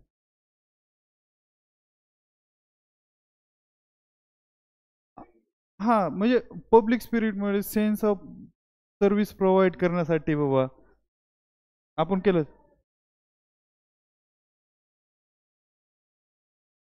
आता तुम्ही एवढे सब्जेक्टिव्ह आहेत लोक की गव्हर्नमेंट एवढं सब्जेक्टिव्ह. मी तुम्हाला काय सांगितलंय, आपल्या पेपरचं एक्झामचं सांगितलंय. आता केसेस तर किती बी बनू शकतात. आता तुम्हाला पण माहिती आहे, मला पण माहिती आहे, सगळ्याला माहिती आहे की कसं चालतंय. म्हणजे कास्ट पासून, जेंडर पासून, रिलिजन पासून, नेशन पासून, त्याच्यानंतर इथेनिक आयडेंटिटी पासून की लँग्वेज पासून प्रत्येक ह्याच्यावरती डिस्क्रिमिनेशन होतंय. पण आपण त्या सेन्समध्ये आपल्याला विचारलंच नाही ना त्यांनी. त्यांना हे तर चेक करायचं की तुम्ही तरी न्यूट्रल राहा. तुम्ही असं का अजूम केलं की त्यांनी असंच केलं असेल म्हणून. तुम्हाला तिथं काहीच नव्हतं दिलं ना की त्यांनी असं करते म्हणून. आपणच अजूम करायला लागलो आपल्या माइंडमध्ये. आपल्याला काय सांगताय की जिथं असेल तिथं एक जनरल सिस्टम चालली बाबा, सगळं व्यवस्थित चाललेलं आहे. मग त्याच्यामुळे तर आणलं होतं की एजनुसार जे पहिलं असेल त्याला प्रमोट करायचं. त्याच्यामुळेच आणलं होतं ना, ती सब्जेक्टिव्हिटी लोकांचे माइंड. आणि असं मला तर वाटत नाही की कोणता माइंड की प्रिज्युडाइस आणि स्टिरियोटाईप आणि कोणाला तरी सपोर्ट करल्याशिवाय राहतो म्हणून. नाही आहे शक्य. तसं तर आयडियल वर्ल्ड बनणारच नाही ना, शक्यच नाही. मग आपण आयडियल वर्ल्ड बनवण्यापेक्षा आयडियल वर्ल्डकडे केलं पाहिजे. आणि त्याच वेळेस आपण प्रॅक्टिकल पण राहिलं पाहिजे. प्रॅक्टिकलचं एक्झाम्पल काय आहे की मग सांगितलेलं मी की इंडिया पाकिस्तानवालं, त्याने इंडिया चायनावालं, इवन अर्बन नक्सलिझम ते पण आहे. प्रॅक्टिकली काय पॉसिबल आहे आता आपल्याला, शक्य काय आहे? ग्लोबल सप्लाय चेन बनवणं पॉसिबल आहे का आपल्याला सेपरेट? नाही ना. एक तर क्रिटिकल मिनरल्स नाहीत, क्रिटिकल चिप्स नाही आहेत, सेमीकंडक्टर नाही आहेत. एवढी सिच्युएशन फास्ट मूव्ह ऑन व्हायला लागलेली आहेत. वेगवेगळे एवढे सायबर सिक्युरिटीचे थ्रेट आहेत, एवढे कटिंग एज टेक्नॉलॉजी आलंय. तर आपल्याला शक्य आहे का ते? कोणाला काय आणखी ह्याच्यामध्ये डाऊट, ऑब्जेक्टिव्हिटी ह्याच्यामध्ये? बघा, आणखी आपण थोडंसं एखाद दुसरं एक्झाम्पल घेऊन तुम्हाला मी समजून सांगतो.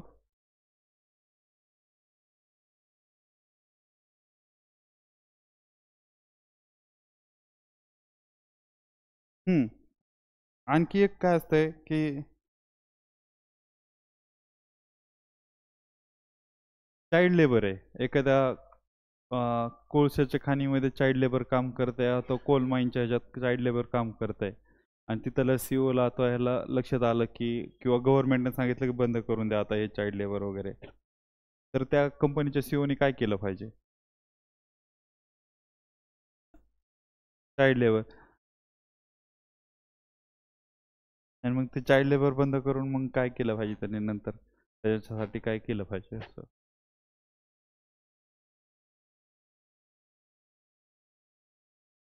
आता कंपनीने तर चाइल्ड लेबर बंद केले, पण असं समजा तुम्हाला असा चान्स भेटला की अशी सिच्युएशन झाली की खूप वर्षानुवर्ष चाइल्ड लेबर चालू आहे. काही मुलांच्या घरी स्वतः आई वडील कमवणारे नाही तर बाबा की मुलांच्याच कमाईवरती चाललेलं आहे सगळं. कुणाच्या घरी वडील आहेत, कुणाच्या घरी आई नाही आहे, काही म्हणजे असं डिफिकल्ट सिच्युएशन आहे आणि ते चाइल्ड लेबर करत आहे. आणि तुम्हाला सांगितलं गव्हर्नमेंटनं की बंद करा बाबा हे. तर काय केलं पाहिजे? आउटराईटली बंद केलं पाहिजे, कसं केलं पाहिजे, काय काय केलं पाहिजे?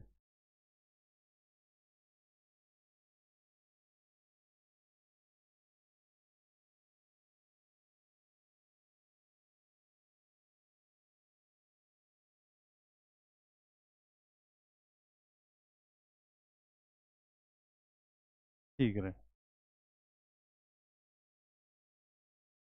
म्हणजे सेम आता मॅडम जसं म्हणलं का, पण त्यांनी म्हटलं तसं की किती केसमध्ये ते सगळं ॲड्रेस होऊ शकतं बुवा.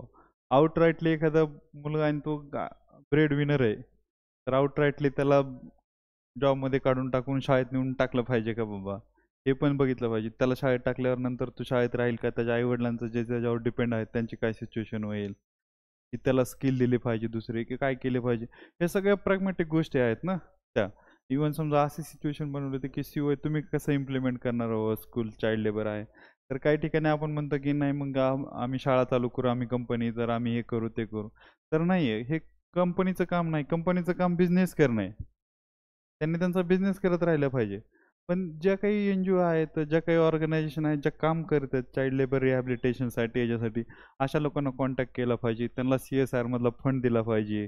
त्यांच्याकडून मग ते सगळं रिहॅबिलिटेशन करून घेतलं पाहिजे मुलांचं. ज्यांना शक्य आहे त्यांना लगेच लगेच इमिडिएट टर्मिनेट केलं पाहिजे मुलांना. काहींना कंटिन्यू केलं पाहिजे थोडे दिवस, की बाबा त्यांचे बघून सिच्युएशन वगैरे सगळ्या गोष्टी. पण अब्रप्टली असं रातोरात सगळ्या गोष्टी केल्या नाही पाहिजेत. रादर त्याचं रिपरकशन वेगळे होऊ शकतात. सो हे थोडंसं थोडंसं प्रॅग्मॅटिक आणि प्रॅक्टिकल अप्रोच थोडंसं असला पाहिजे या गोष्टीमध्ये. रादर दॅन की आउटराईटली की नाही आता हे असंच झालं पाहिजे, तसंच झालं पाहिजे. आणि हे सर्व सायन्स आहे. या सर्व गोष्टी सायन्सच्या आहेत आणि हे आपल्याला हळूहळू लक्षात येऊन जातील. मी चायना वगैरे तुम्हाला सांगितलं, नक्सलाइट सांगितलं, मी क्लाउड बर्स्टबद्दल तुम्हाला बोललोय. त्यानंतर मला वाटतंय की आणखी काय कोणाला ह्याच्याबद्दल आणखी कोणाला काय वाटू शकतं का की सायन्स आणि नॉन सायन्स असं काही प्रकार इथं एक्झिस्ट करतो बाबा की नाही? सायंटिफिक अप्रोच आहे, सायन्स नाही आहे, एक्झॅक्ट सायन्स नाही आहे. आता सायन्समध्ये मी तुम्हाला आणखी एक सांगेल की काय आहे. हे बघा, प्रॅक्टिकल प्रॅग्मॅटिझम. आणखी एक माझ्याकडे स्लाईड आहे, मी तुम्हाला ती दाखवतो. त्यातून जर आणखी आयडिया आली तर बघा. नाहीतर आपण जसं जसं आपलं आता हे टॉपिक पुढे जात राहतील का आपले, तसं तसं आपल्याला आयडिया येत जाईल की काय चाललंय हे नक्की. आता हे बघा, जेंडर इक्वॅलिटी आणि इक्विटी. तर हे दाखवू का मी तुम्हाला एकदा की काय असतंय नक्की? मग त्याच्यानंतर तुम्हाला आयडिया येईल की हे नक्की काय म्हणतोय मी ते. हे बघा, हे हे काय, ही रियालिटी आहे आपली इथली सध्याची. ही रियालिटी अशी की हे एक जण इकडे वरती उभा राहिलाय, ह्यालाच खूप सारा सपोर्ट दिला जातोय. हे दिल्लीतले लोक आहेत. हे कोण आहेत किंवा थोडे बहुत पुण्यामध्ये राहून बी जे ऑनलाईन क्लास करतात आणि हे जे घरीच बसलेत, ह्यांच्यापर्यंत काहीच पोहोचत नाहीये. तर मग काय केलं जातं, थोडंसं कुणीतरी येतं की चला मी काहीतरी करतो म्हणतं, आणि तो काय करतो, सगळ्याला छोटं छोटं स्टूल देतो. तो इक्वॅलिटी इस्टॅब्लिश करतो बाबा. हे सगळ्याला थोडं थोडं सपोर्ट करतोय. तरी पण ह्याची काय अवस्था आहे, इथपर्यंत पोहोचलो आपण इक्वॅलिटीपर्यंत. इथं बी येऊन सगळे लोक इथंच येऊन थांबतात. इथपर्यंत सगळ्याला वाटतं इथंच संपत आहे. Right to equality, equal protection आहे ना, आर्टिकल 14 मधलं 2. तर हे पाहिलेलं आहे का कोणी चित्र अगोदर? तुम्ही पाहिलेलं आहे? तुम्ही पाहिलेलं आहे का? पाहिलेलं आहे तुम्ही? नाही का? पाहिलेलं आहे. तर ही इक्विटी बाबा, प्रत्येकाला ज्याला जी डिमांड आहे का ते दिलं पाहिजे, तिथपर्यंत पोहोचवलं पाहिजे. मग हे लिबरलायझेशन आहे, हे एकदम हे. तर ह्याच्यामधलं मला हे सांगायचं होतं. हे मी कशासाठी सांगितलं की आता बरंचसं आपलं कसं शॉर्टकटमध्ये झालं, बऱ्याचशा गोष्टी इकडे तिकडे झाल्या हॅपॅझार्ड बोलल्यामुळे त्यांनी. तर मला ह्या दोन गोष्टी फक्त कन्फर्म करायच्यात की बाबा हे तुम्हाला समजलंय का की सायन्स आणि नॉन सायन्स काय आहे बाबा? हे आहे काही डाऊट आणखी? असं वाटतंय का की काही करता येऊ शकतं? जे काही पॅसेजमध्ये आपण बघितलं होतं, आपण त्याला डायरेक्शन पकडू मेनसाठी. त्यांनी पॅसेज विचारलेलं. आणि आपण थोडंसं एक्झाम ओरिएंटेड राहू, मार्क्स ओरिएंटेड. काही कोणाला डाऊट येतोय का? म्हणजे आपण जे आतापर्यंत डिस्कस केलं बाबा, मगापासून मी सांगितलं तुम्हाला 3-4 टॉपिक गोष्टी, त्याच्यामध्ये काही डाऊट मॅडम तुम्हाला? म्हणजे काय दुसरा तुमचा पर्स्पेक्टिव्ह असेल तरी पण सांगा मला, काय अडचण नाही. म्हणजे आपण बघू, म्हणजे तुमचा बी काय एखाद्या वेळेस पर्स्पेक्टिव्ह चांगला असेल तर काय अडचण नाही. तर आता पुढचं एक सांगितलं, आता हे तर मी दाखवलं तुम्हाला. आणि ह्याच्या बाजूलाच एक पॅट्रियार्कल बार्गेनिंग असते. तुम्ही आता हे बघितलं तर पॅट्रियार्कल बार्गेनिंग तुम्ही तिघीजणी मिळून सांगणार मला काय आहे आम्हाला सगळ्यांना. तर तुम्हाला आहे आयडिया? पॅट्रियार्कल बार्गेनिंग आमच्या सोशिओलॉजीमध्ये आहे, PSR मध्ये नाही. बरोबर आहे आयडिया? काय तुमचं काय नाव सर? दिग्विजय. आहे पॅट्रियार्कल बार्गेनिंगची आयडिया काय? Gender equality. तर आता आता आता आता मला सांगा तुम्ही सगळ्यांनी मिळून पॅट्रियार्कल बार्गेनिंग वर्सेस जेंडर इक्वॅलिटी, आणि आपण त्याला इक्विटी पण म्हणू समजा ते. आता ह्याच्यामध्ये फरक सांगा मला. म्हणजे आता इथून जर लक्षात आलं का आणखी बऱ्याचशा गोष्टी होती. माझं सायन्स म्हणजे काय, हे सायन्स आहे. हे काय म्हणजे काय आपलं विज्ञानवालं सायन्स नाही आहे की लॅबोरेटरीवालं. मला हे सांगायचं आहे. आपण जर इथून जर गेलं का, इथून जर चालू केलं तर मी म्हणेन की तुमचं 90% काम आजच झालंय परीक्षेचं. आता फक्त तुम्हाला पेपरला जायचंय. की ऑफिसर जातो, IPS ऑफिसर स्टोन क्रशिंग एरियामध्ये आणि तिथं मग त्याला मारते तिथले गुंड वगैरे, आणि तो एकटाच गेला होता गाडीवर बाईकवर. हेच आहेत ना केस स्टडी. केस स्टडी आहेत ना. 22ची काय केस स्टडी वाचली का कोणी? हेच आहे. मग त्या ऑफिसरला सजेशन द्यायचं होतं सिनियर ऑफिसरनं, की असं करायचं का नाही, की एकट्यानं जायचंय का बुलेटवरती टोपी लावून. तर हे सगळं मग तुम्ही इथून जर गेले का तर तिथपर्यंत पोहोचू. आता मला सांगा तुम्ही, तुम्ही सांगा त्याच्यामधला फरक. बरं हे चांगलं आहे का वाईट हे तर सांगा. आपण मग हे त्याच्यानंतर ठरवू. तुम्ही सांगणार, मी नाही सांगणार काय त्याचं.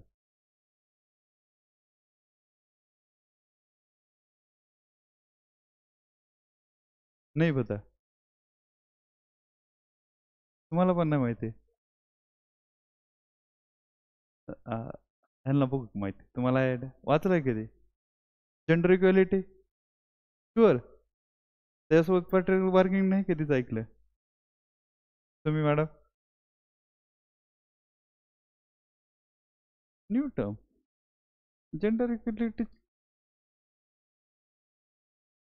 हो की पॅट्रिकल बार्गेनिंग न्यू टर्म.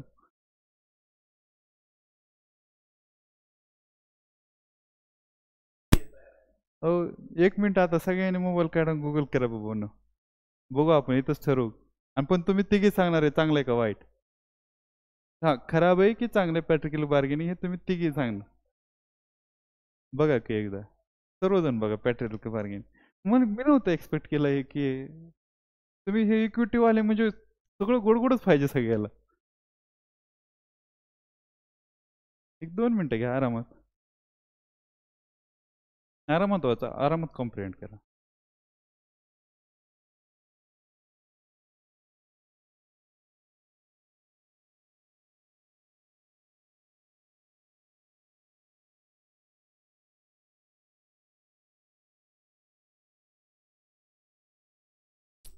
आई जी करते का आपल्या घरी ते पण पॅट्रिकल बार्गेनिंग.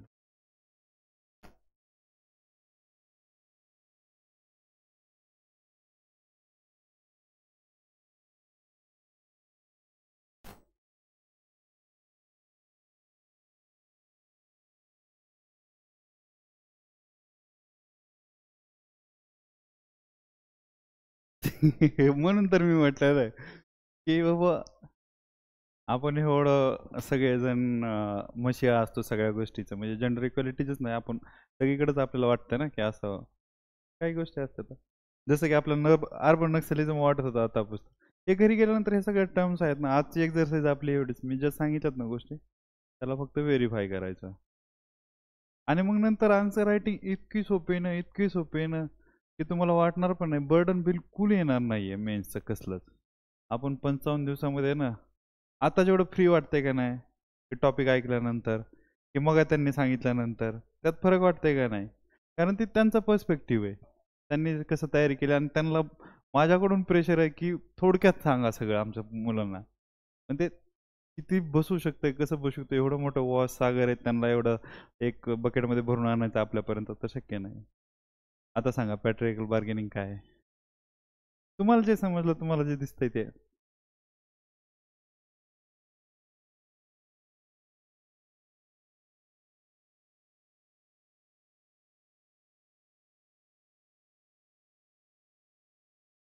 बस बस फायदा हो जाए अपने को फायदा, दूसरे को नुकसान हो जाएगा तो भी चलेगा लेकिन फायदा मुझे होना चाहिए.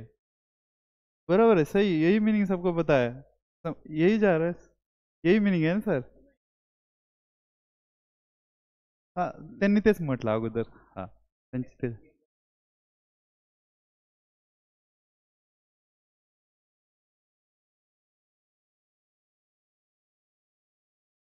हा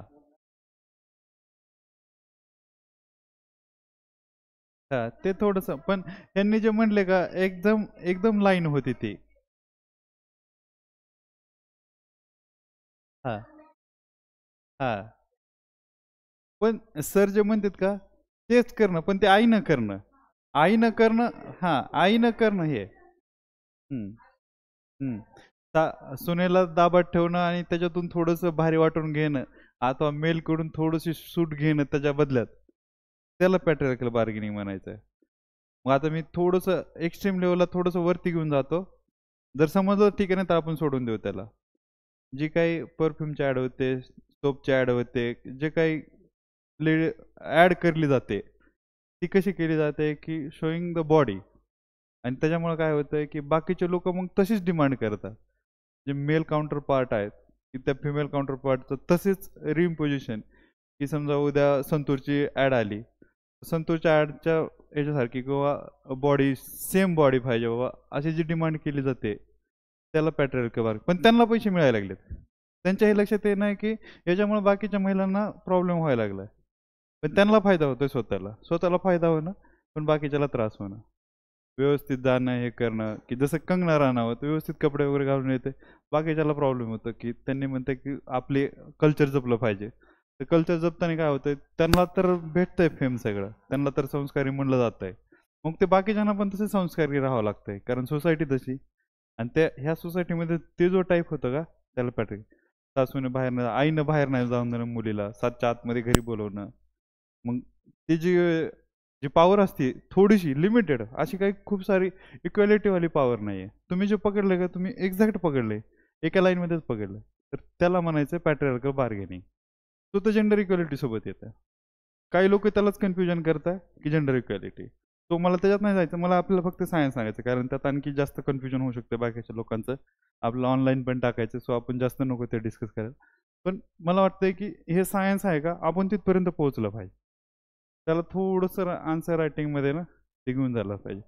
मग काय असेल, ऑनर किलिंग वगैरे असेल, ह्या सर्व गोष्टी मग त्यातूनच घडतं. ऑनर किलिंगमध्ये सगळ्यात जास्त डेट आहे की आई किंवा बहीण किंवा बाकीचे घरातले मेंबरच पुढं असतात ह्याच्यामध्ये, ऑनर किलिंगमध्ये. तो ते पण एक प्रकारे पॅट्रियार्कल बार्गेनिंगच आहे. तो त्याला पण आपल्याला थोडंसं हे करायचं आहे.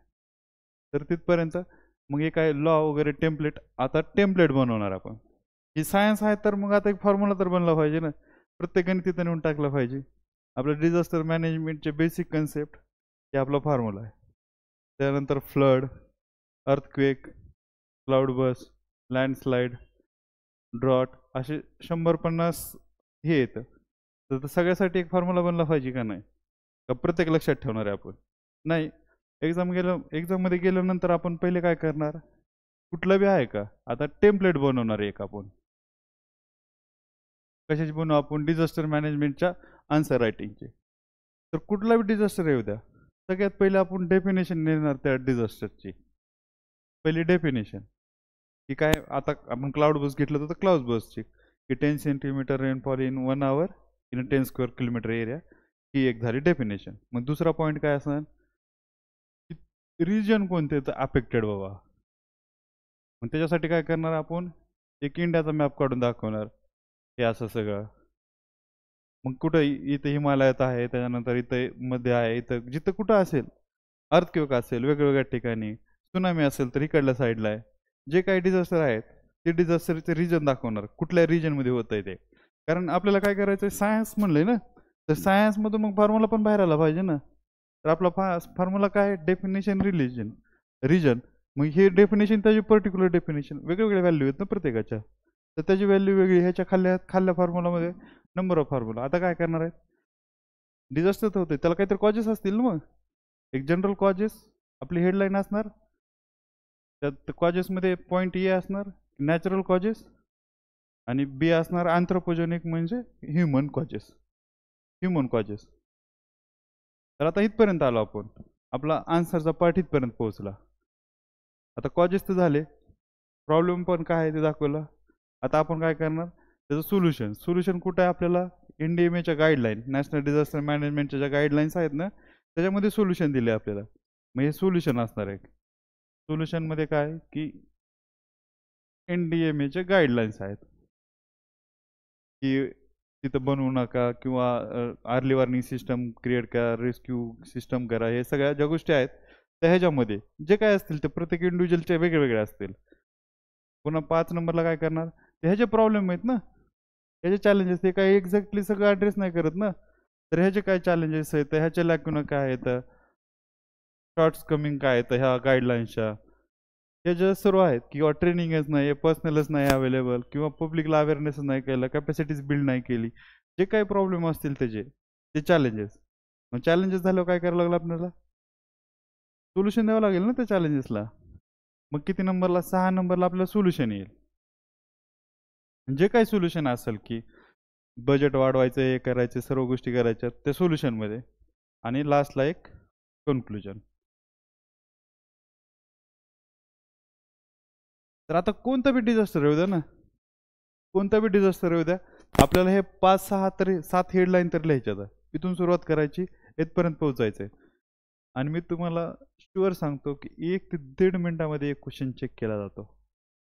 जर तुम्ही हे टेम्पलेट जर लिहिली का, डेफिनेशन, रिलिजन, कॉजेस वगैरे, नॅचरल, अँथ्रोपोजेनिक, हे त्याला एवढंच बघायला 1 मिनिट लागतं. त्याला मार्क्स पण द्यायचे तर, आणि त्याला ते लिहायचे पण पुढे बी जायचंय. तर मधलं बघायला त्याला लय टाइम नाही. एक जर डेफिनेशन हार्डली ते झालं ना, डेफिनेशन वाचेल की त्याला ह्याला माहिती आहे का, हा डिझास्टर, लँडस्लाईडची डेफिनेशन माहिती आहे का, ह्याला अर्थक्वेकची डेफिनेशन माहिती आहे का, ह्याला बाबा चला सायक्लोनची डेफिनेशन माहिती आहे का. तर एवढंच कराल ते सोबत सोबत. त्याच्यानंतर ते पट पट पट, हे हे हे ज्या गाईडलाईन बिडलाईन आहेत का, हे तर ते वाचतच नसते. तर त्यांच्याकडे तेवढा टाइमच नाही आहे तुमच्या एवढ्या छोट्या छोट्या गोष्टी वाचायला. त्यांना बघायचं फक्त कन्सेप्ट आहे का बरोबर. पण आपल्याला काय करायचं त्याच्यासोबत, हे लिहिता आलं पाहिजे आपल्याला. आपल्याला माहीत पाहिजे, त्याला पण माहीत पाहिजे की हां, NDMEच्या गाईडलाईन्स असतात हे माहीत असणं, आणि त्यातलं एक्झॅक्ट माहीत असणं. एक्झॅक्ट माहीत असेल तर आपण एका मिनिटात बघितलं ना, पॅट्रिआर्कल बार्गेनिंग.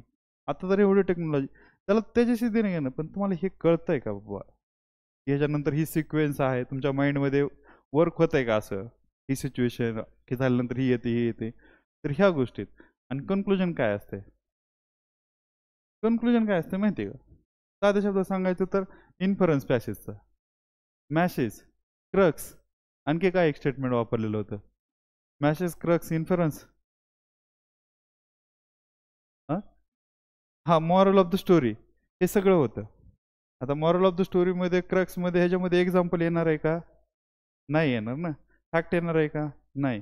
काय येणार आहे, फिलॉसॉफी, काहीतरी बडी बडी बात होणार आहे एकदम, आणि ती कन्क्लुजनमध्ये लिहायची आपल्याला. आणि पॅसेजमध्ये आपण एवढे मोठे सॉल्व्ह केले पॅसेज, त्याच्यामध्ये तेच होतं ना, फिलॉसॉफी होती फक्त. आणि एक 10 फिलॉसॉफी आपण वाचले का, 10 आन्सर. आता तुम्हाला आता आयडिया आली की कन्क्लुजन काय असते. आता तुम्हाला माहित झालं की फिलॉसॉफी, तर तुम्हाला आता कुठलंही आन्सर वाचल्यानंतर तुम्हाला असं जड नाही होणार. हे पाठ करायचं, किती बी इन्फरन्स असतील, किती बी कन्क्लुजन असतील, किती बी मॅसेज असतील वेगवेगळ्या टाईपचे, ते वेगवेगळ्या टाईपनं आपण करू शकतो कन्क्लुजन. आणि मी तुम्हाला सगळं कुठं दाखवलं माहिती आहे का, लईच जर स्टँडर्ड बघायचं म्हणलं ना, लक्ष्मीकांतच्या बुकमध्ये. तर आपल्याला लक्ष्मीकांतचं बुक PDF होईल का अवेलेबल, एक तुम्ही उद्याच्याला बघून या थोडंसं, मी तुम्हाला अगोदरच हिंट देतो.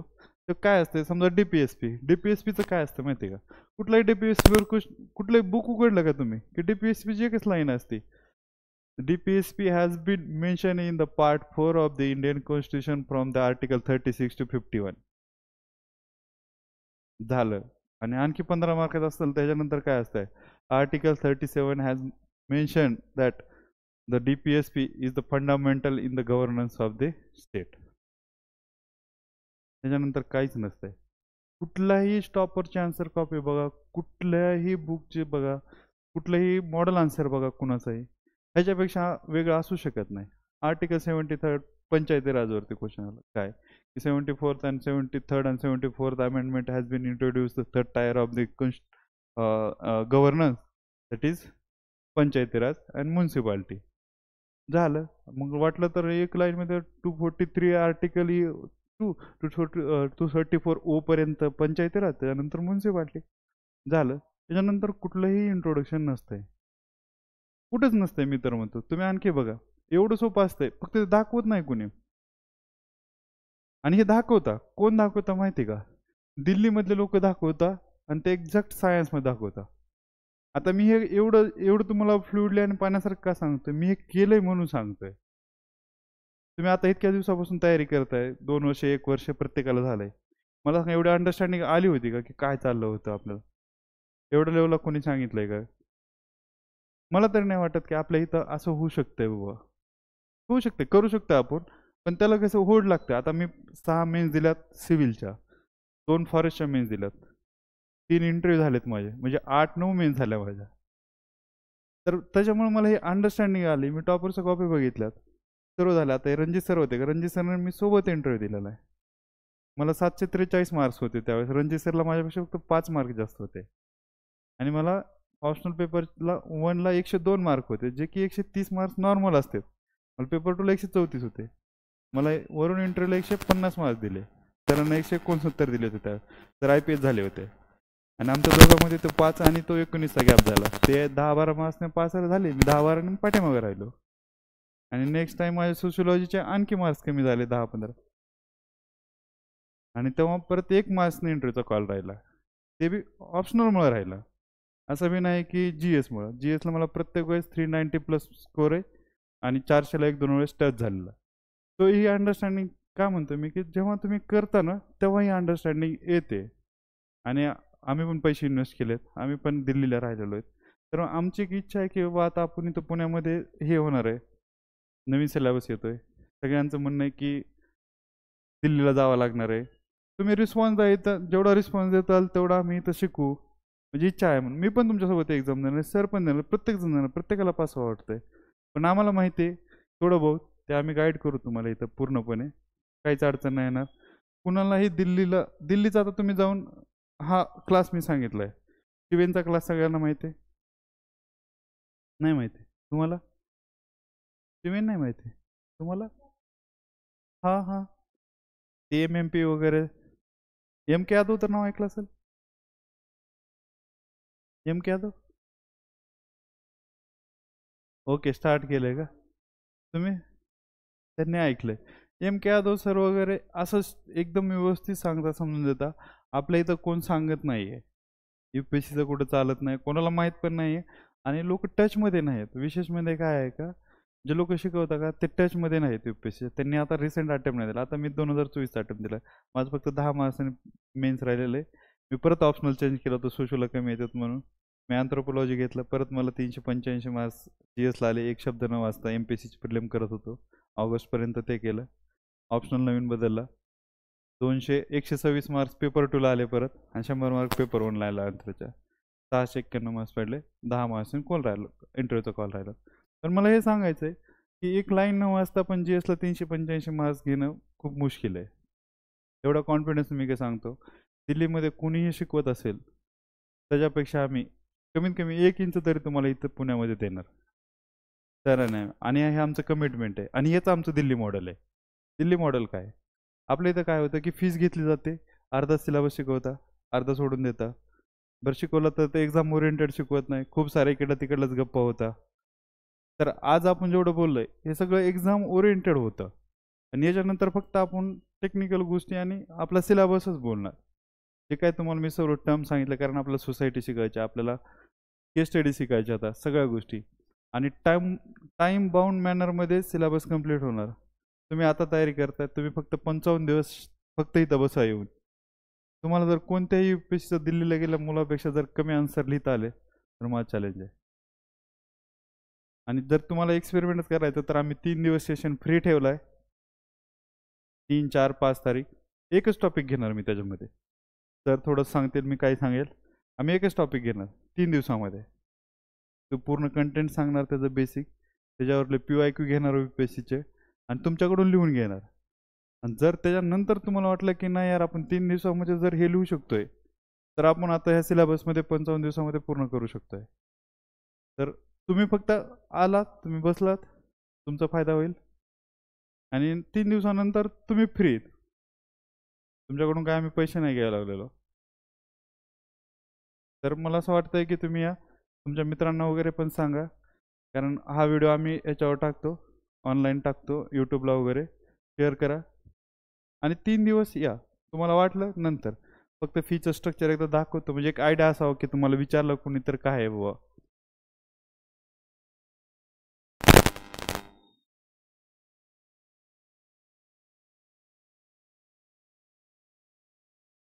ही फीस आहे आमची.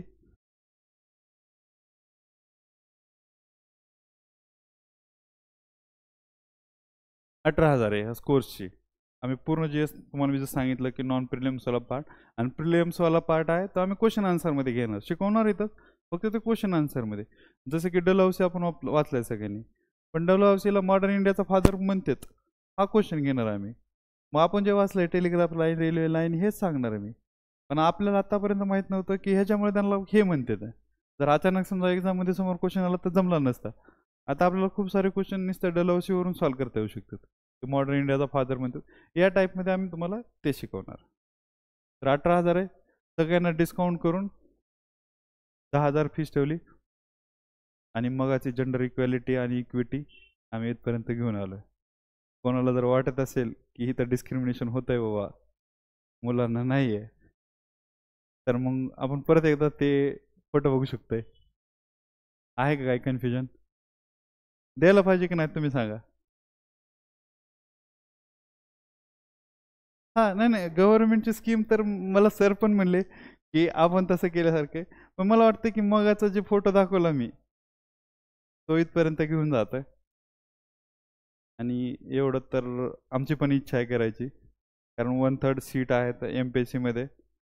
आणि प्रत्येकाला मुलांना तरी एखाद्या दिवस घरचे लावतील दिल्लीचा क्लास. हो, मला पण गॅरंटी की मुलगा स्वतःच्या जीवावर लावून घरच्याने नाही दिला तरी तरी मुली नाही करू शकणार. आणि जर तुम्ही एक परवाच्या ह्याच्यापर्यंत जर ॲडमिशन नाही केलं, समजा केलं तर नाही केलं नाही उलटं म्हटलं केलं, तर तुम्हाला सगळ्याला म्हणजे जेवढे ॲडमिशन करतील तेवढ्यांना 50% ऑफ ह्याच्यावरती. पण परवाचा ह्याच्या अगोदर सेशन चालू व्हायच्या अगोदर जेवढे बी कोणी असतील ते. हे बघा, म्हणजे हे तर आहे तुमच्यासाठी आहे, सगळ्यासाठी आहे. आणखी समजा एखाद्याला वाटत असेल कुणाला नंतर बाबा की यार थोडं बहुत पैशाचा प्रॉब्लेम आहे, कोणाला इन्स्टॉलमेंट दिली जातील, इन्स्टॉलमेंटमध्ये द्या वगैरे, असं काय करता येऊ शकतं आपल्याला. आणि मग बाकीचं तर तुमच्याकडे 3 दिवस एक्सपेरिमेंट करायला आहेत.